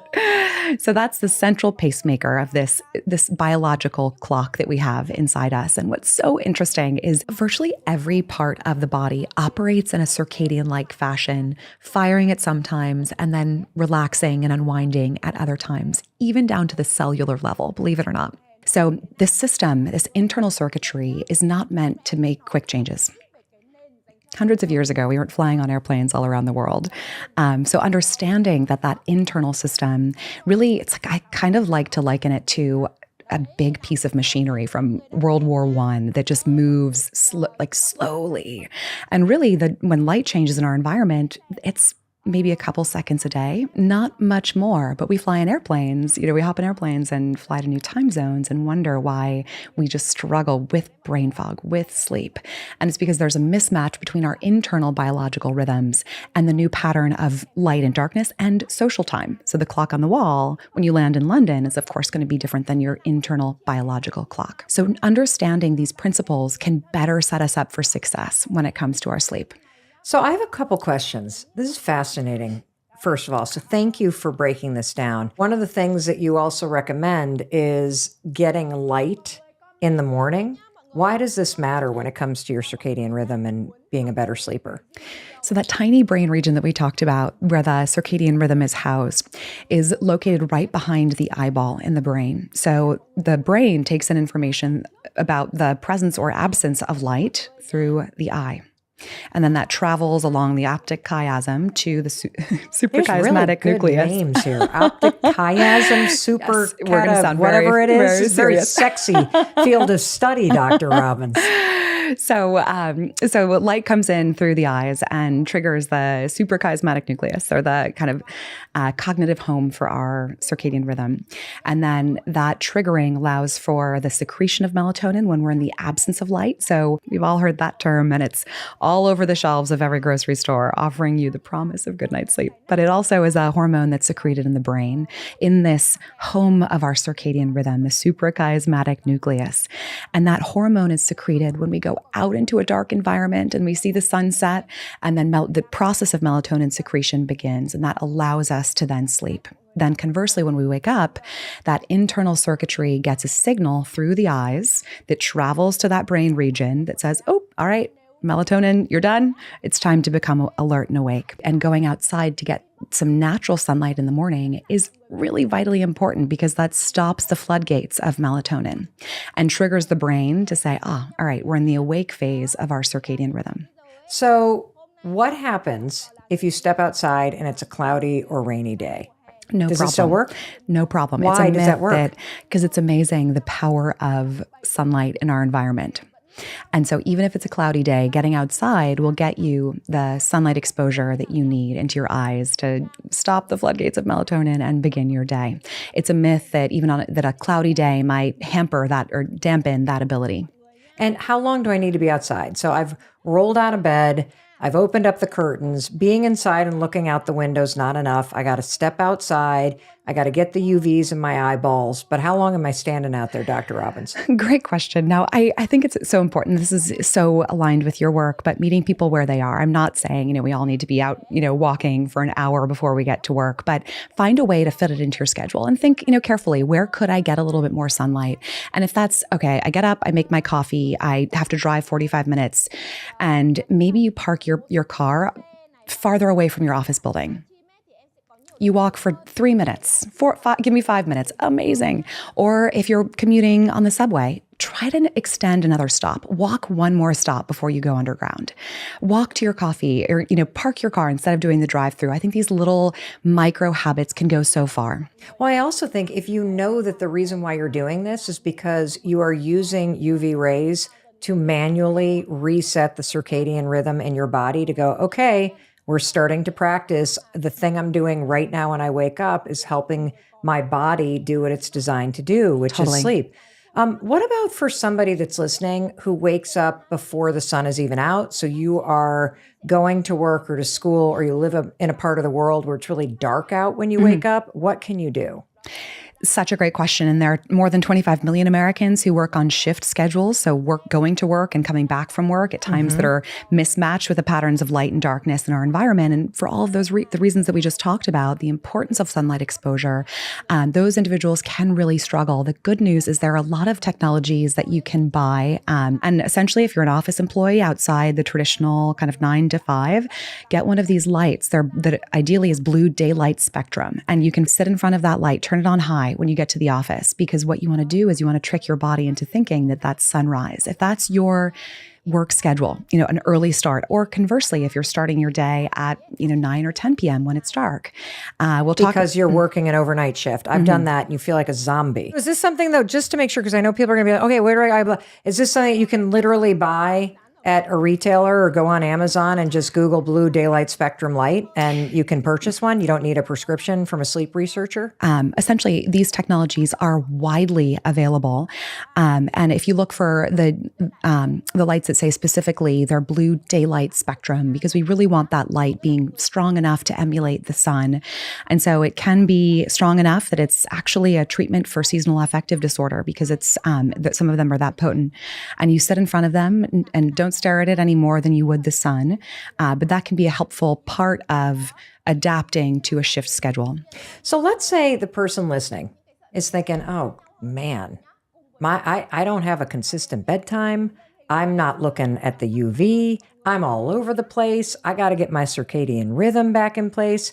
How do you shift or reset your circadian rhythm to a healthy kind of 24-hour cycle? Really good question. I think one of the key questions to ask yourself is, where can I find some normalcy in my personal schedule? And if you're keeping what we call a yo-yo schedule, falling asleep at one time, one night, another time the next night, another time the next night, is that in your control? Is it maybe that just the hours fly and you're kind of leaning in, maybe you're watching another episode on, streaming, and then, you get an Instagram, alert, and then suddenly, it's way past your bedtime and you're looking at, a short sleep window. So really ask yourself, are you doing this, and is it in your control? And if you're willing to try this out, what you could do, if you do have control over your schedule, look at your typical week. What is the earliest time that you have to wake up? Is it, say, 7 o'clock for an 8 a.m. meeting? And that allows you time to get ready and do your commute. And get your light exposure. Yes, so let's make it 6:45. Sun might not be up then unless it's summertime. But so pick that time, and that's your wake time. And ideally, that's your alarm clock 7 days of the week. Because if we sleep in, we really recommend no more than an hour. Much more than that throws that internal circuitry out of whack. Wait a minute. So if I sleep in on the weekend more than an hour, I'm throwing my circadian rhythm off? System. Much more than an hour. And we all know this. We just went through daylight saving time. And that 1 hour is enough to throw all of us out of sync, right? Yeah. So much more than an hour is not recommended. So if you look at your typical week and say, what is my earliest wake up time? And then you've hit your target wake up time for the week. Again, sleeping in an hour, absolutely fine, but much more than that, try to avoid. But then count back, give yourself a full 9 hours, because our biological need for sleep is individual. Some people do very well on 7, and some people do much better on 9. And it's in part genetically kind of hardwired. And so if you had two parents that were longer sleepers, truly sleeping 8 or 9 hours a night, you might be a longer sleeper. And then if you had two short sleeping parents, you might be lucky and really truly only need closer to 7. But if you count back 9, that could maybe add a little bit of time for your wind down routine. Okay. And so those 9 hours count down, and that's your target fall asleep time. Or I should say, get ready for bed time. Got it. I want to make sure that you hear this, because this is the kind of advice that as you're listening or watching us, somebody's gonna be like, blah, blah, blah, blah, blah. Okay, yeah, 9. But this is critical, because if you got to stop and think about what is the wake up time that sets me up to be able to do some of the things that Dr. Robbins is going to tell us based on the research makes us a better sleeper, because we are learning that better sleep begins with what you do once you wake up. So she's saying, once you know your wake up time, and I'm going to do some math here because I think it's really important. Let's say it's just 6 a.m. That's what you need, 6 a.m. She says, count back 9 hours. And so that means, where are we? 9 p.m., right? And that is the time that you now need to start the wind down routine based on research that will help you start to get the sleep that you need so that when you wake up, you feel refreshed. You aren't so tired. You got the benefit of sleep. You know, I love what you're teaching us because this is within all of our power if we choose to follow it and we choose to try it. And so we've talked about circadian rhythm, and consistency was a huge takeaway. And we've talked also about how one of the big things that we need to do is get this light first thing in the morning, or that blue spectrum light if you need to get it from a different source if you're not getting outside. But can we talk more about light the rest of the day? It's a really great question. Morning light exposure is helpful and good, but actually getting exposure all across the typical day is vitally important. Actually, in the afternoon, it's just as important as the morning. So I didn't mean to privilege the morning over the afternoon, but instead, getting exposure to fresh air and natural light over the course of the day is extremely important to help our body get information. Okay, we're still in the wake phase. It's not quite sleep yet. And then going into darkness is equally as important as exposure to light during the day, because that absence of light does the converse. It allows for the secretion of melatonin for the brain to say, we're approaching bedtime. Let's start to power down.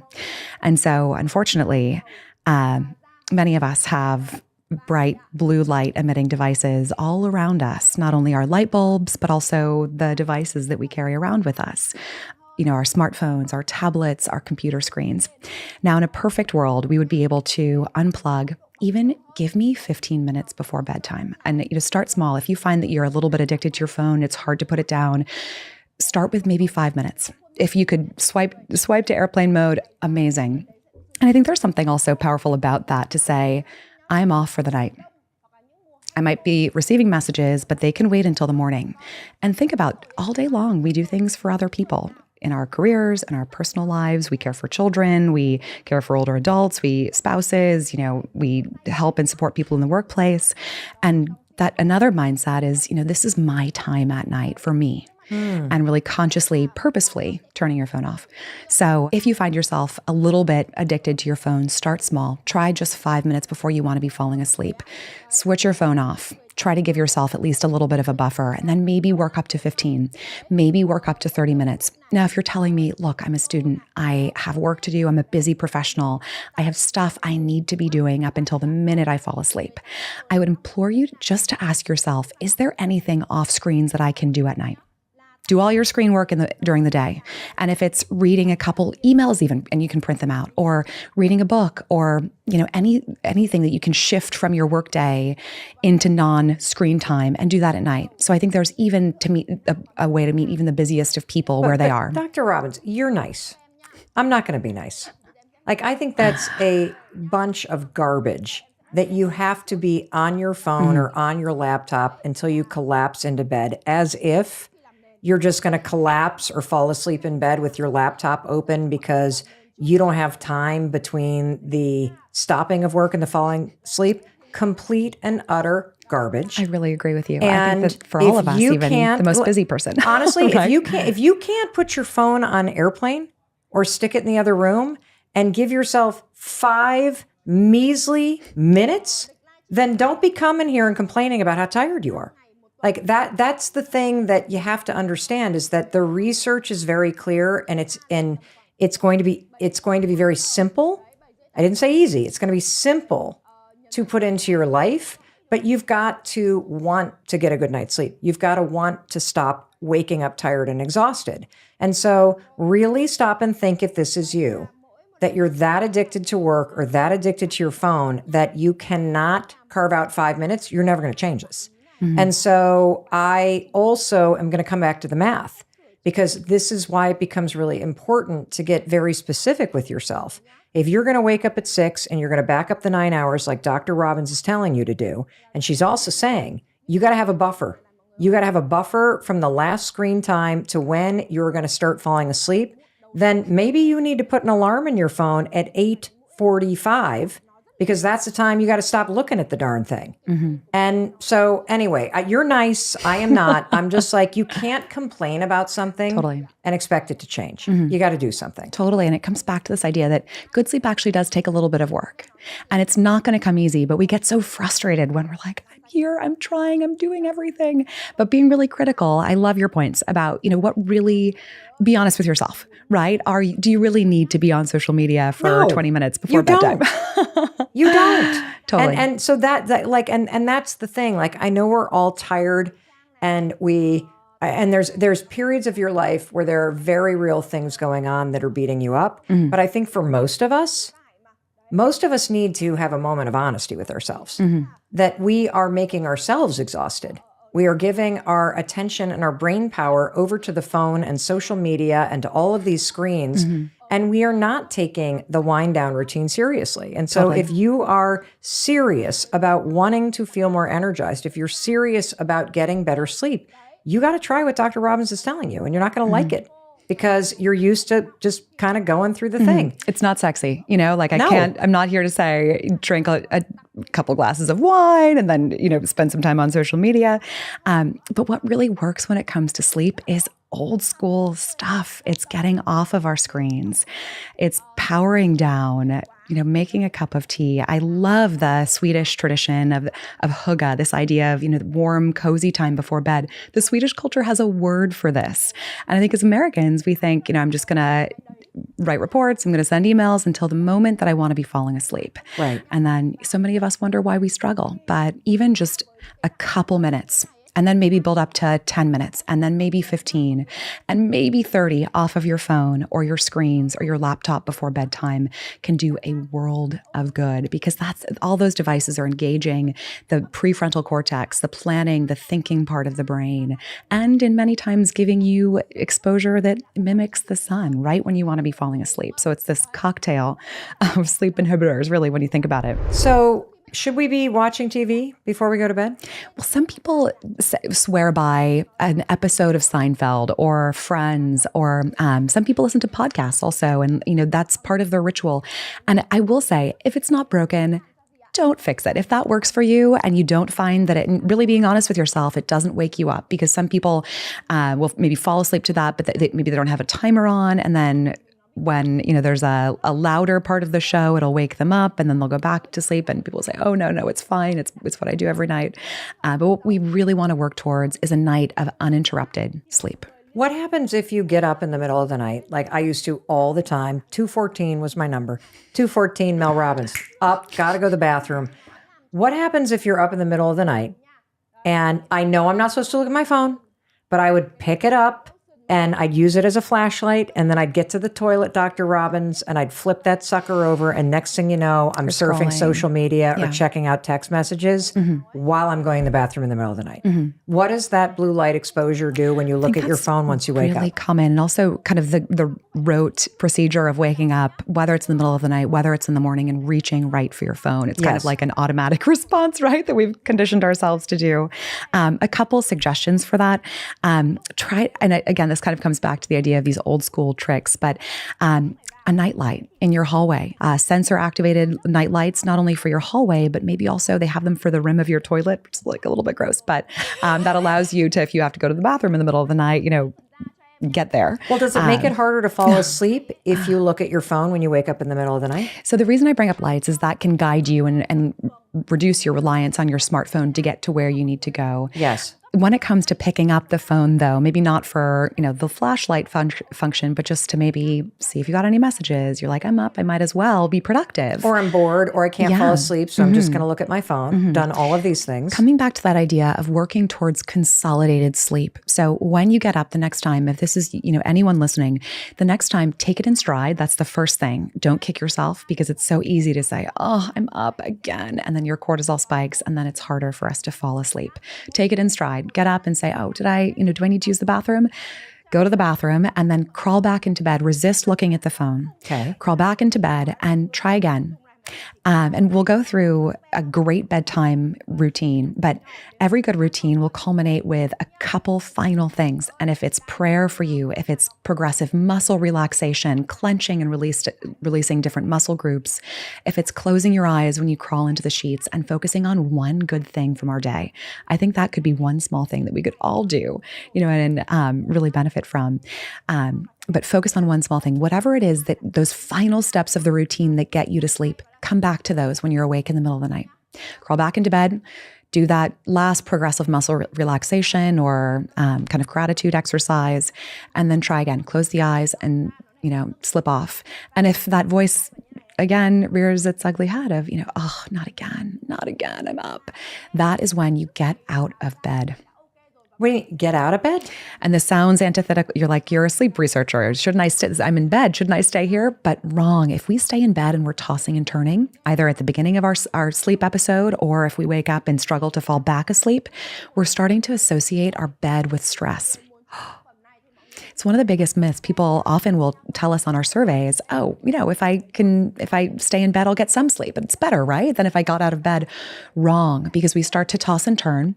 We start to increase the temperature of our bedroom environment, which is not good. And then we start to identify our bed as a place where we experience insomnia. We wake up at 2:14, right? And we start to tell ourselves these stories, and then they become a reality. Because now you're training yourself that this is what I do at 2:14. Exactly. You're classically conditioning yourself to look at your bed as a stressful place. So you want to break that cycle. As soon as that voice comes on and says, oh, not again, I'm up, that is when you want to condition yourself instead to get out of bed. Keep the lights low and go sit in a crisscross applesauce and do a meditation exercise, a breathing exercise on the floor or on an armchair. Read a couple pages of a book, ideally with a lamp that has a kind of a sleep-friendly light bulb. These are also widely available and not expensive. Install all sleep-friendly bulbs in your room. Get all of the fluorescence out of there. And if you're really struggling, maybe read a couple pages in a book, or really do anything that's boring. It's going to put you back to sleep. Fold socks. I love to say your spouse will love you. Do all the boring, house chores that you find to be soporific. Save that for when you have some insomnia, like symptoms, and come back to those. So what would you say to somebody who thinks they're a bad sleeper? I think first, changing the narrative to yourself is the first step to say, I got this. I'm not a bad sleeper. No big deal. I'm struggling a little bit. It'll come back. And we're going to talk about the tools to come to and really have, in your toolkit when problems rear their ugly head, because they do for all of us. People always come to me and they're like, isn't your sleep perfect? I'm like, no, of course not. I'm a mom of two. I have a busy career, a relationship, so many things going on for all of us that can hinder our ability to get good quality sleep. So number one, changing the narrative that you tell yourself, and then pulling on some of the levers of change that we're going to talk about. Try them all. Let me cut out caffeine and see if that helps. Let me cut out alcohol. Let me see if that helps. Let me move my dinner 3 hours earlier. Let me add a meditation technique or routine to my power down ritual. But trying all of these, kind of the suite and the constellation of healthy sleep strategies, that's the second step. Now, if you've done all of that and really done it, because some people are like, oh, I've tried that. Yeah, sure. Oh, it didn't work. But really given it a shot, thought about a week and really gone ham on all of these strategies. And if you're really still struggling, chronically struggling to fall asleep, I'm talking 20 or more minutes every single night, 30, 40 minutes to fall asleep, or if you're up every single night, can't fall back asleep, wired, or if you're practicing all of the dictates of the healthy sleep strategies that we're going to talk about, and you're still like, I think I'm waking up, those are sleep disorders. And that's where the sleep strategy will not work, and you do need to seek medical attention before you can start to reap the benefits of some of these behavioral tips and strategies. Terrific. That's super clear. One of the levers that you're teaching us that you can pull based on the research is also temperature. Temperature is something that can help you fall asleep. Mm-hmm. And how is temperature related to getting better sleep? Temperature is a really important consideration that's often overlooked. I think a lot of us think, you want a warm and cozy environment for sleep, right? You want lots of blankets and you want to be warm and cozy. But if you find that you're waking up maybe in a sweat or with the chills, that could be a sign that you personally are not in the right range for you. And if you're in the menopausal period, you might need to be on the cooler side, even below the cooler side, range, 65 or below, or maybe look into some products or things that you could have in your bedroom environment to purposefully cool you further because of some of the challenges there. And airflow is another great strategy in that life stage. What does airflow mean?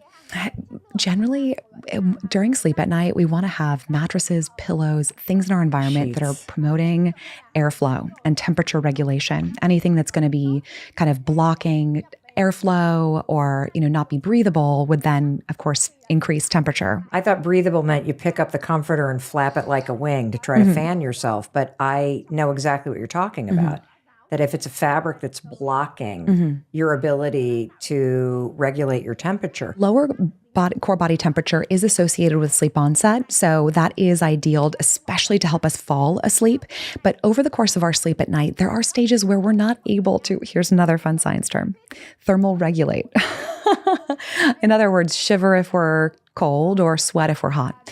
And so because of the fact that we'll be going in and out of different sleep stages, and in some of those stages, we're not able to regulate our temperature, you want to be in a range that's called thermal neutral. So about 65 to 68 is generally that range where if, you're in that stage where you're not able to engage in those, shivering or sweating, you'll be fine because you're in the range where you can maintain an appropriate body temperature. So if you were to say, we're going to set the temperature in the bedroom to a certain temperature, what temperature do you want the person listening to set their bedroom temperature to tonight for optimal sleep? Well, if you're able to, also think about what temperature it is outside. And so right now in Boston, it's perfect to have your windows open if you're able to, because not everyone is in an environment that they're able to open their window. Maybe it's loud, maybe there are noises outside their window. But if you are able to open the window, what an amazing thing, right? You get fresh air, regulating your bedroom environment. So be mindful of the temperature outside. But if you're setting, you have central air, think about that range, 65 to 68. It's not that wide. So maybe start at 65. And if you find yourself too cold, then maybe go up to 66 or 67 or 68. So there is a lot of individual preference in that range. And also the bedroom environment and what you have on the bed specifically will matter. So if you have a very light blanket, then you could maybe get by on the higher end of the spectrum. Or if you really like, cozy blankets, then you might want to go down to 65. Can you describe the perfect bedroom to get a better night's sleep? I love talking about the bedroom because I think it's one place where we could all make small changes. And you want to set yourself up for success in your bedroom. And I want you really to walk in and feel instantly soothed. Ask yourself tonight when you walk into your bedroom, what in here is stressing me out? And remove it. If it's an alarm clock that you hate, if it's a pillow that you hate, get it out. And I think sometimes upgrading the pillows, the mattress are really important. Sometimes people can't even tell me when they bought their mattress or their pillows, and these things do not last forever. So like you were saying, I loved your comments. You look forward, you snuggle into your sheets, and it's this amazing feeling. I want you listening to want that, so that moment of slipping in and just loving your bed and feeling instantly relaxed and like ready for sleep and looking forward to it. But the design of a great bedroom has a couple other things. Again, we talked about temperature. Hopefully you're in the 65 to 68 degree range. Dark is also vital. Our eyelids are some of the thinnest pieces of skin on our bodies, and even light from a cable box or coming through a curtain from light outside your bedroom environment can be enough to disrupt your sleep, believe it or not. So I want your bed pitch black. Walk in tonight after sunset, and you can put tape, masking tape or duct tape over any light sources. Sometimes cable boxes have little lights on them, chargers, anything that's a light emitting source, get that out of the bedroom, because then a pitch black environment will do you so much good and really set you up for success from the standpoint of melatonin secreting and all of the things that are so necessary to help you fall asleep. I love this. So tonight when you walk into your bedroom, or after you're done listening to this, walk into your bedroom, what is in there that's stressing you out? And I can think about periods in my life where there were piles of laundry in my bedroom and, things that I needed to do. And all of that stuff that wasn't finished would stress me out. And so clear out anything, of your to-do list. Yeah, it's a reminder of your to-do list. So declutter your room. You want the temperature between 65 and 68. You want to have a pitch black environment. And to the extent it's within your reach, get a mattress that you love, invest in coziness in your sheets and in your bedding. And, don't be embarrassed if you've had the same thing for a long time. Chris and I just replaced our mattress. We've been sleeping on it for 22 years, the same mattress, everybody. So if you are in that camp, your friend Mel Robbins just got a new mattress. So I love that. And the key thing is, if you're telling me you have neck pain, your mattress just isn't supporting you, then that's a great time and if your mattress lasts 20 years, amazing, wonderful, right? Keep it. So good for the environment, by the way. These things are not, they're full of materials that sometimes aren't, disposable or that aren't, what's the word? Not disposable. Recyclable? Yeah. They're full of materials that aren't necessarily recyclable. And so the key thing is just, is it not promoting airflow? Is it not supporting you? You're waking up with neck pain. Those can be signs that it might be time for a new mattress. Let's talk about alcohol. How does alcohol impact your ability to sleep at night? My students love to tell me this. They're like, you're wrong.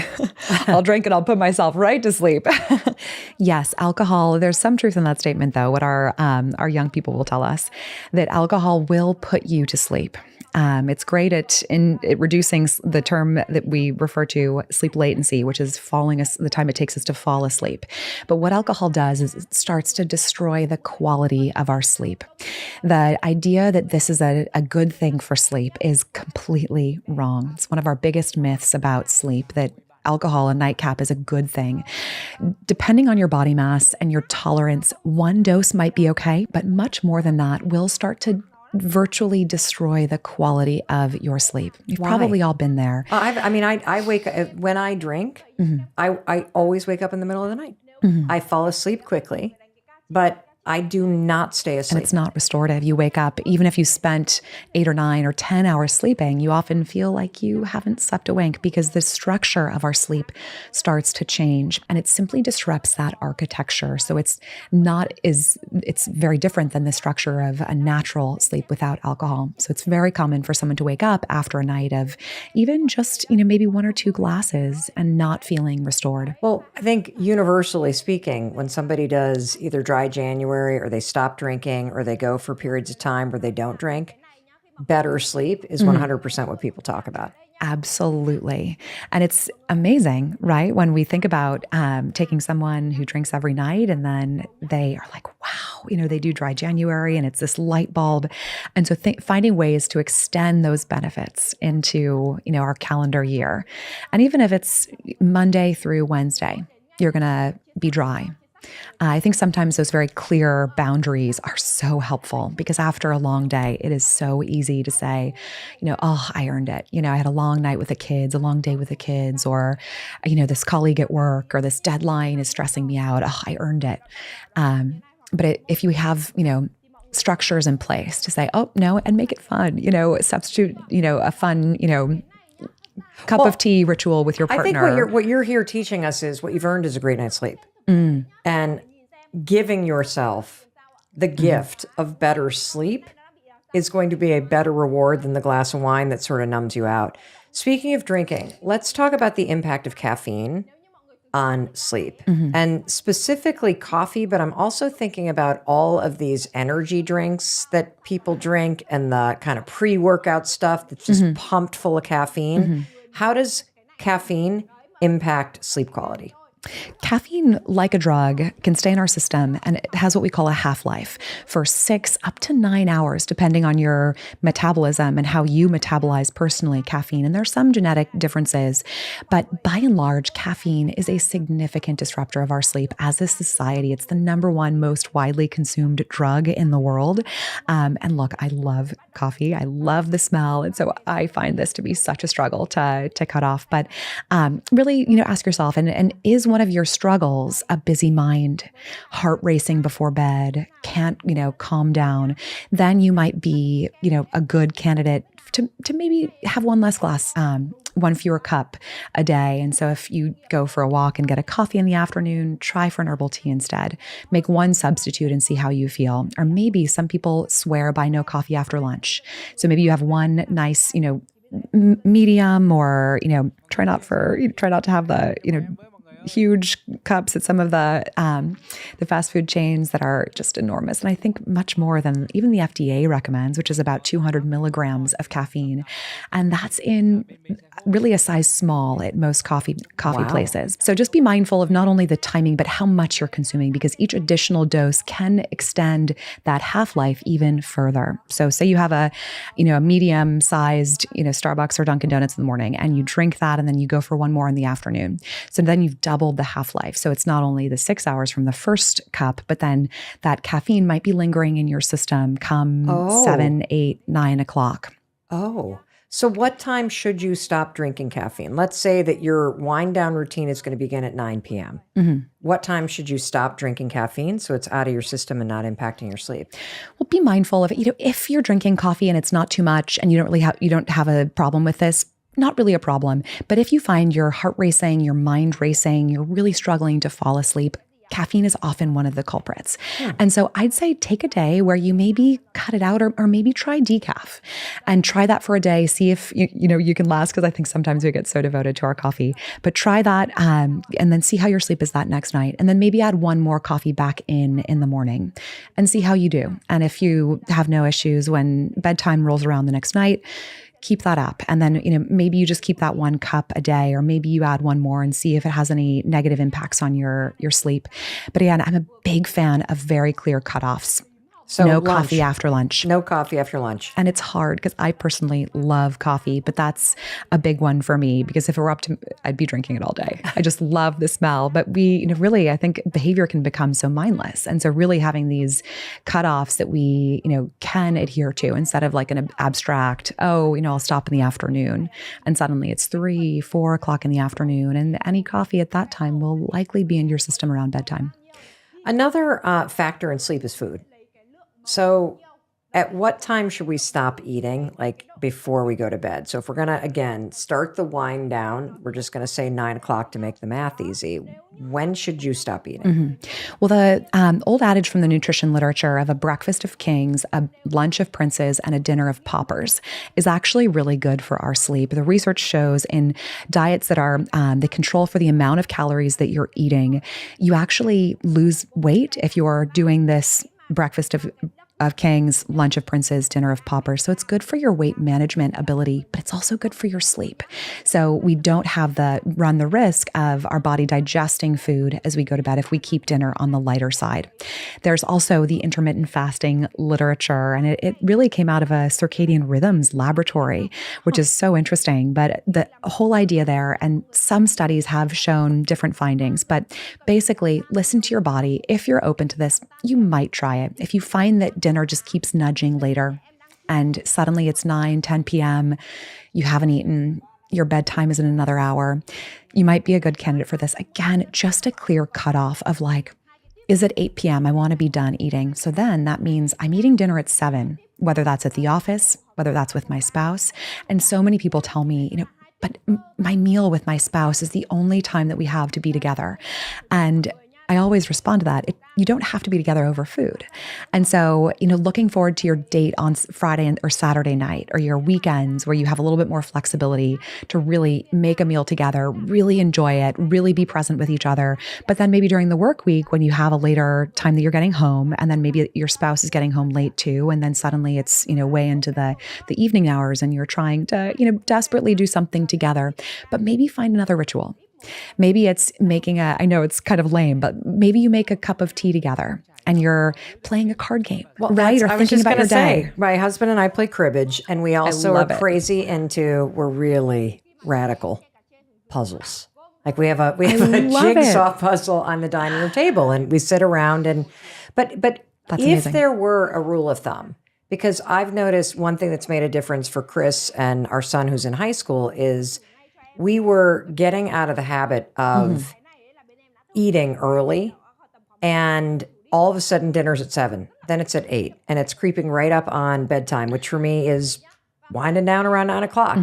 And I pushed dinner to 5:30 because otherwise our son was coming home from sports practices and eating half the refrigerator. And by the time dinner was cooked, he's already fed himself dinner. But I've noticed it's made a big difference with my sleep and my bedtime routine to be done eating several hours I love before it. I am going to bed. And so if it helps knowing that you should stop eating 2 hours before you go to bed.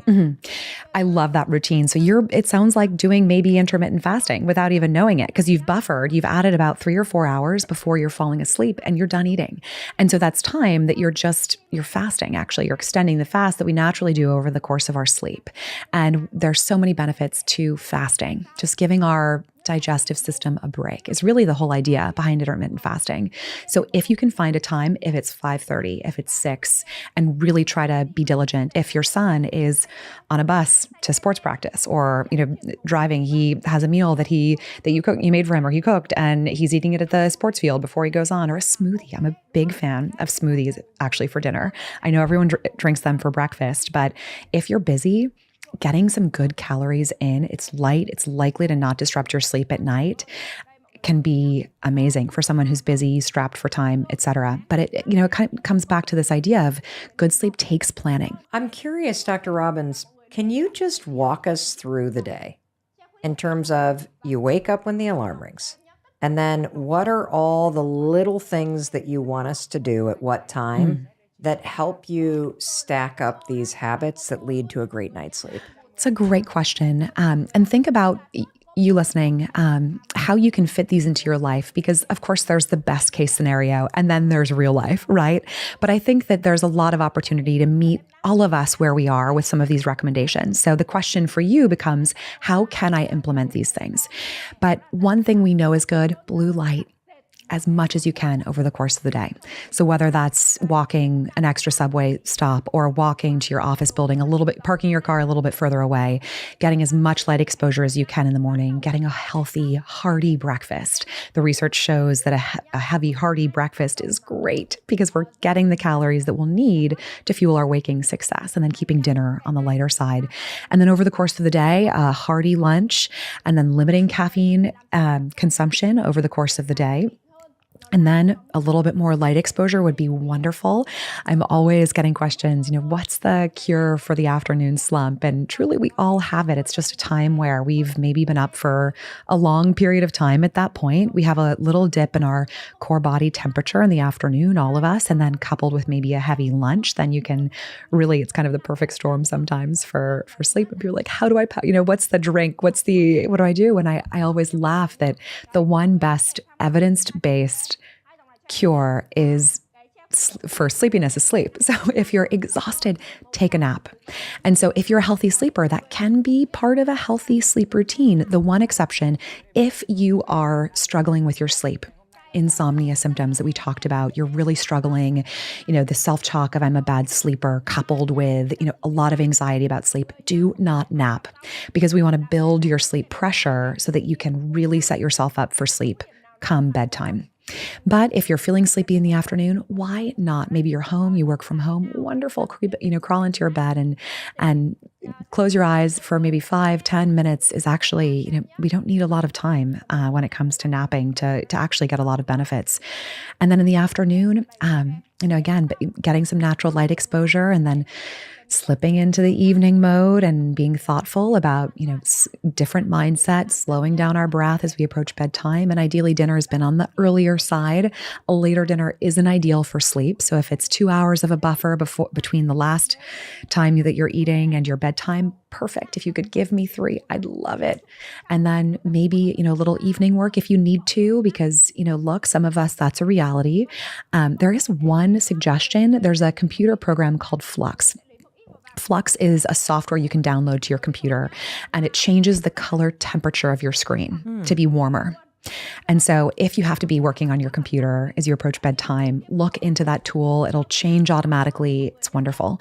But then, then you switch into your bedtime routine and your ritual that helps you fall asleep. And then you crawl into the sheets and you slip off. Yes, but realize it's not going to happen every night. And so the hope is, after you've heard all of our conversation today, that you have the tools, if you're motivated, if you have the time in your life, and not everyone does, because we go through peaks and valleys of, career careers exploding and lots of deadlines or personal obligations, caring for a loved one, caring for children, older adults, and realizing that maybe you're in a life stage where you can't implement these things, and that's okay.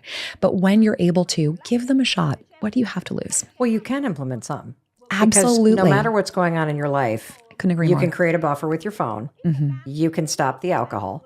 You can quit drinking caffeine at lunchtime. You can get your butt outside and get natural light in your eyeballs in the morning and throughout the day. And you can create a small ritual. The consistency may be something that is a little difficult to create based on your schedule, but I actually don't think that these things are out of reach. I think we've gotten used to complaining about being tired. And what you're offering are research-backed solutions that are within everybody's reach. And so it is my hope that as you've been listening today to Dr. Robbins, that you're going, well, I could try that. I could try that. My sleep is important. And, one thing that I keep thinking about is I love how you have changed the story of what's happening at night from, okay, I got to get to sleep. I got to get to bed. I need to put down my phone to, no, I'm taking the time back. This is my time. I gave my day to everybody else. I gave my attention to the phone and social media. This is where I get to reclaim my time and I get to do a little something for myself.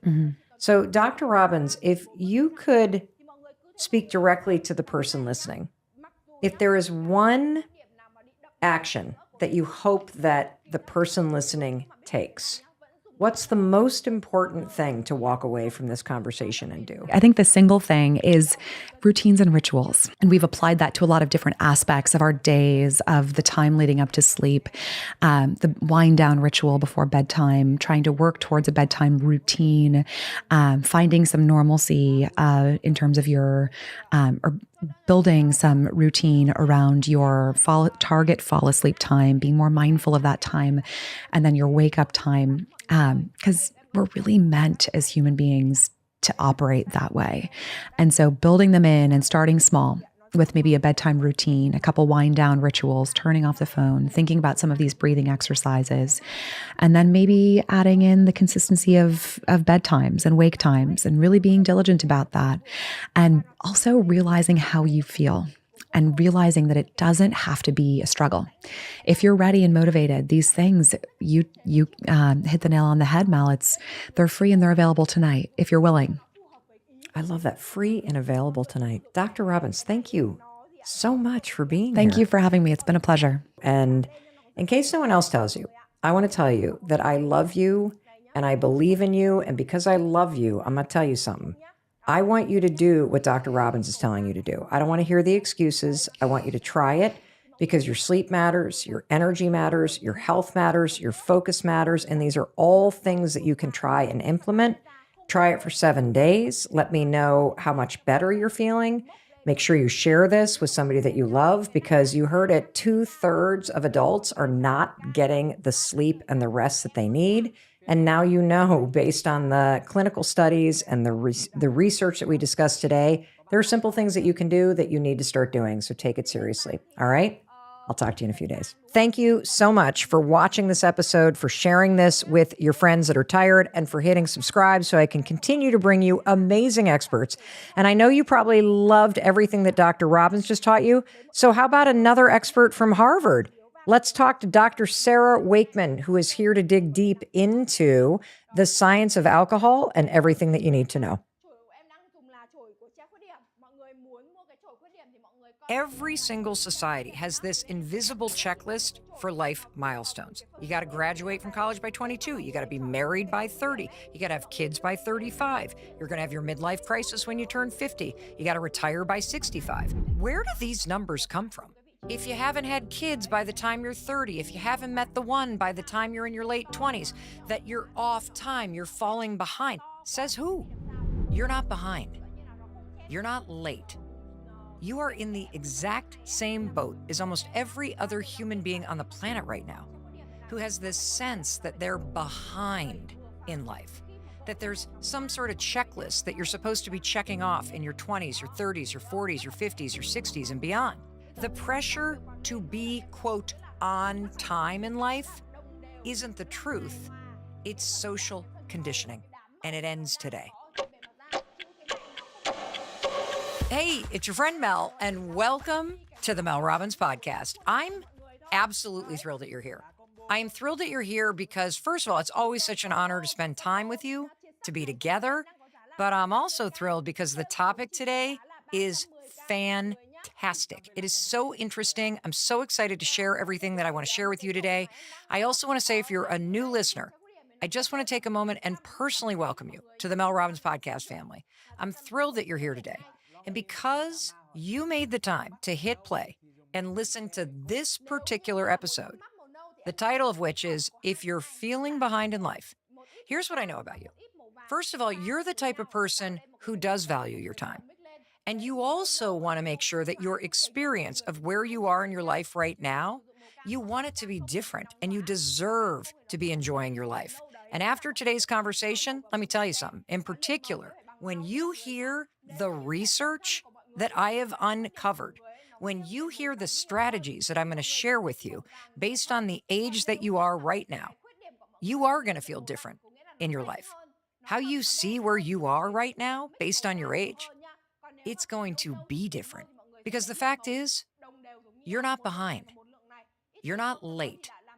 You are in the exact same boat as almost every other human being on the planet right now, who has this sense that they're behind in life, that there's some sort of checklist that you're supposed to be checking off in your 20s, your 30s, your 40s, your 50s, your 60s, and beyond. And that if you're not checking off these things on the list, that, I should be doing this by then, I should be engaged, I should be having kids, I should be buying a house, I should be doing this, that if you're not checking these things off, that you're losing in life, that you're behind, that somehow you're the only person on the planet that hasn't figured this out. And the reason why I know that you're struggling with this is, first of all, this is a universal experience in life. I have felt this in my life. My kids who are in their 20s have felt this in their life. My husband has felt this at various ages. But more importantly, I'm seeing your messages that are flooding into the inbox at melrobbins.com. I'm seeing what you're writing in the comments on social media. And the number of you who are writing in right now. And you may be thinking, wait, Mel's reading my comments? Of course I'm reading your comments. Of course I'm reading your inbox. And it's kind of startling, the number of you that are writing in, saying, I just feel lost. I feel behind in my life. And I so relate to that sentiment, but I didn't realize how many of you are feeling this right now. And so I'm like, we got to dig into this. And we got to not just kind of talk about it as a thematic thing. Let's do the research. Let's find the experts. Let's figure out what this sense of being behind in your life actually is. And this is such a common experience in life. It's so common, in fact, that there's a word for it. It's called the social clock. That is the technical name based on research for this sense that there's some invisible checklist that you're supposed to mark your success in life by. And the research is incredible. I mean, if you're watching me on YouTube right now, you see that I have a stack of paper here. I have 21 pages of research to share with you today. This is such a cool topic, and it's going to completely transform how you feel about where you are in life. So let's talk about this concept of social clock.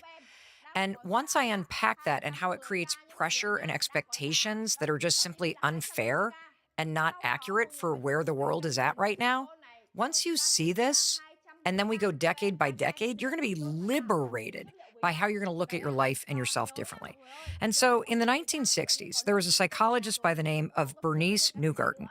And she found that every single society has this invisible checklist for life milestones. You got to graduate from college by 22. You got to be married by 30. You got to have kids by 35. You're going to have your midlife crisis when you turn 50. You got to retire by 65. And here's an interesting note about 65 and retiring. Where do these numbers come from? Like, why do we all think we're supposed to do certain things by a certain time? Well, they come from societal norms. And what you're about to discover, this blew my mind when I dug into the research, is so many of the societal norms were determined like 50 to 100 years ago when life was different. In fact, life expectancy was completely different. So that kind of general notion that you should retire at the age of 65, check this out. You want to know when that became, quote, the social clock or the invisible checklist? 1935. 1935 was when the Social Security Act happened, and it created this moment in time at the age of 65 where Social Security was a thing. That's when you were supposed to retire. And we all were just like, okay. And then we set the social clock at 65, and then we all live our lives as if we're supposed to retire at 65. Says who? I guess everybody since 1935. Isn't that kind of dumb that we have this stupid age where we're supposed to do something by? My son Oakley, I'm thinking about something else. My son Oakley, he had a lot of challenges going through school. He bounced from public elementary school to a school for kids with language-based learning disabilities because of dyslexia. Then he had to go to another smaller school because that school stopped at the age of 8th grade, and he had to repeat a grade. So now he's ending his freshman year of college, and he just turned 20, and he's like, I feel weird because I'm older. Aren't you supposed to be like 18 when you're a freshman? Says who? I guess we did. That's what this concept of social clock is. That if you follow the clock and you're a freshman at 18 and not 20, you're, quote, on time. But if you're not following the clock and you retire at 75, you're off time. If you haven't had kids by the time you're 30, if you haven't met the one by the time you're in your late 20s, that you're off time, you're falling behind. That's where this sense that you're falling behind comes from. It's these weird societal norms that we set way back when for when somebody is supposed to be doing something. And what I'm going to prove to you today is that the timeline that is in place that your parents live by, that your grandparents live by, that your friends are all following, that you are feeling all this pressure around, it's completely made up. And it was also made up when life was totally different. I mean, wait till I just unpack all this for you. It's crazy when you hear this. And, I want to bring in another researcher that I absolutely love. This is research from Dr. Robert Waldinger's book, The Good Life, Lessons from the World's Longest Scientific Study on Happiness. Now, Dr. Robert Waldinger, he has been on this podcast. He's absolutely fantastic. He is a professor at Harvard Medical School. He is also the fourth director of the Harvard Study of Adult Development, which is the longest study that has ever been done on what it means to live a happy and meaningful life. This thing's been in existence for 86 years.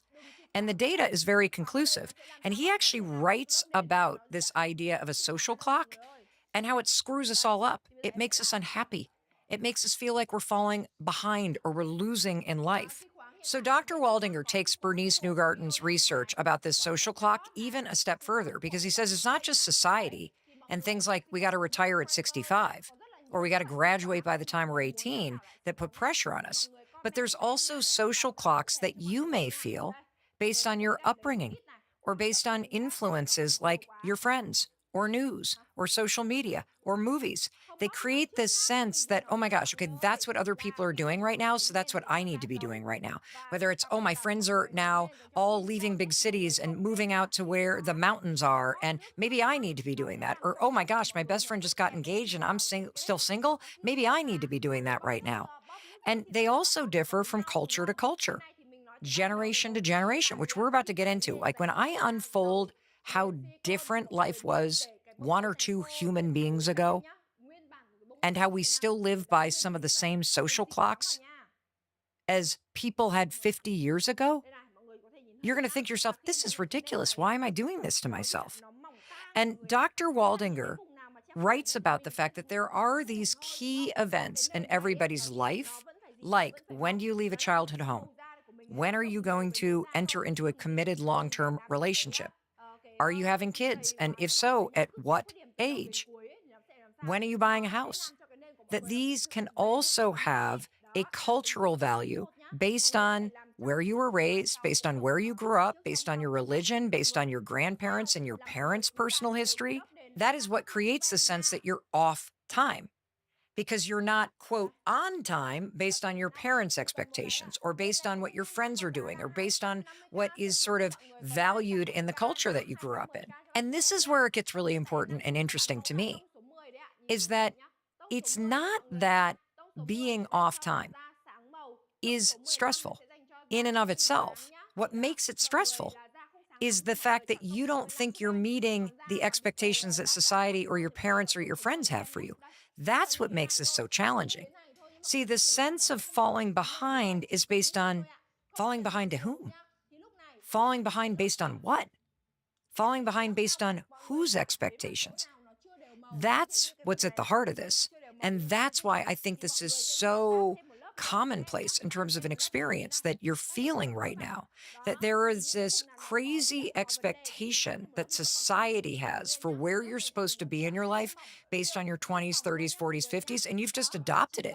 When is the exact age that you should go to nursing school? When is the time limit for when you could apply to go back to school? Where's the time limit to you reinventing your career? Where's the time limit for where you can no longer get good with money? There isn't one. And that's why this whole notion that you're behind in life is a freaking joke.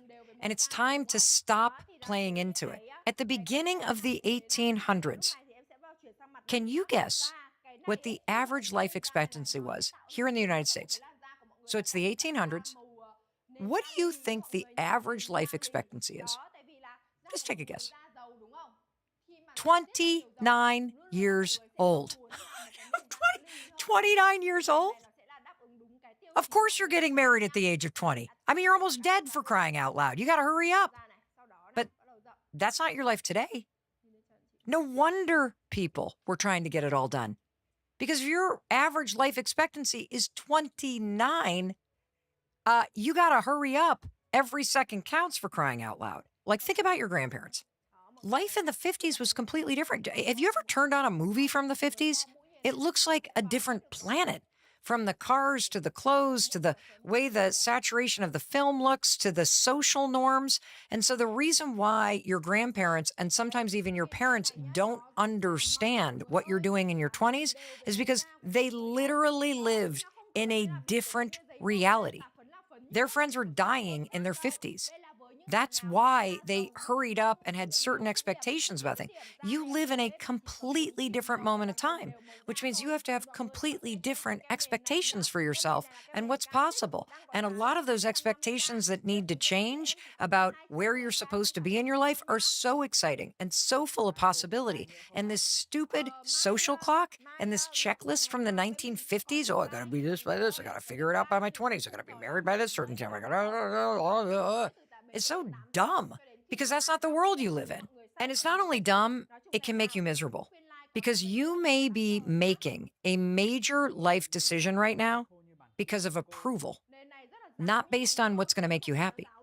You may be torturing yourself, telling yourself that you have to have everything figured out right now in your 20s or your 30s, or that it's too late to reinvent yourself because of the mistakes that you've made and now you're in your 50s. Complete BS. It's not the truth. And yet you're making yourself miserable because of these stupid checklists that we're all adhering to. The pressure to be, quote, on time in life isn't the truth. It's social conditioning. And it ends today. So let's start with our 20s and the lies you're telling yourself and the lies that the social clock has been telling you. And when I share with you the reality of what it's like to be in your 20s today, I think you're going to feel very validated. And if you're listening right now and you're not in your 20s, but you have somebody in your life who is, this is going to be so eye-opening because being in your 20s right now is a very different experience than being in your 20s even 5 years ago. The amount of change that has happened when it comes to careers, when it comes to the cost of living, when it comes to the way that people work now, is mesmerizing.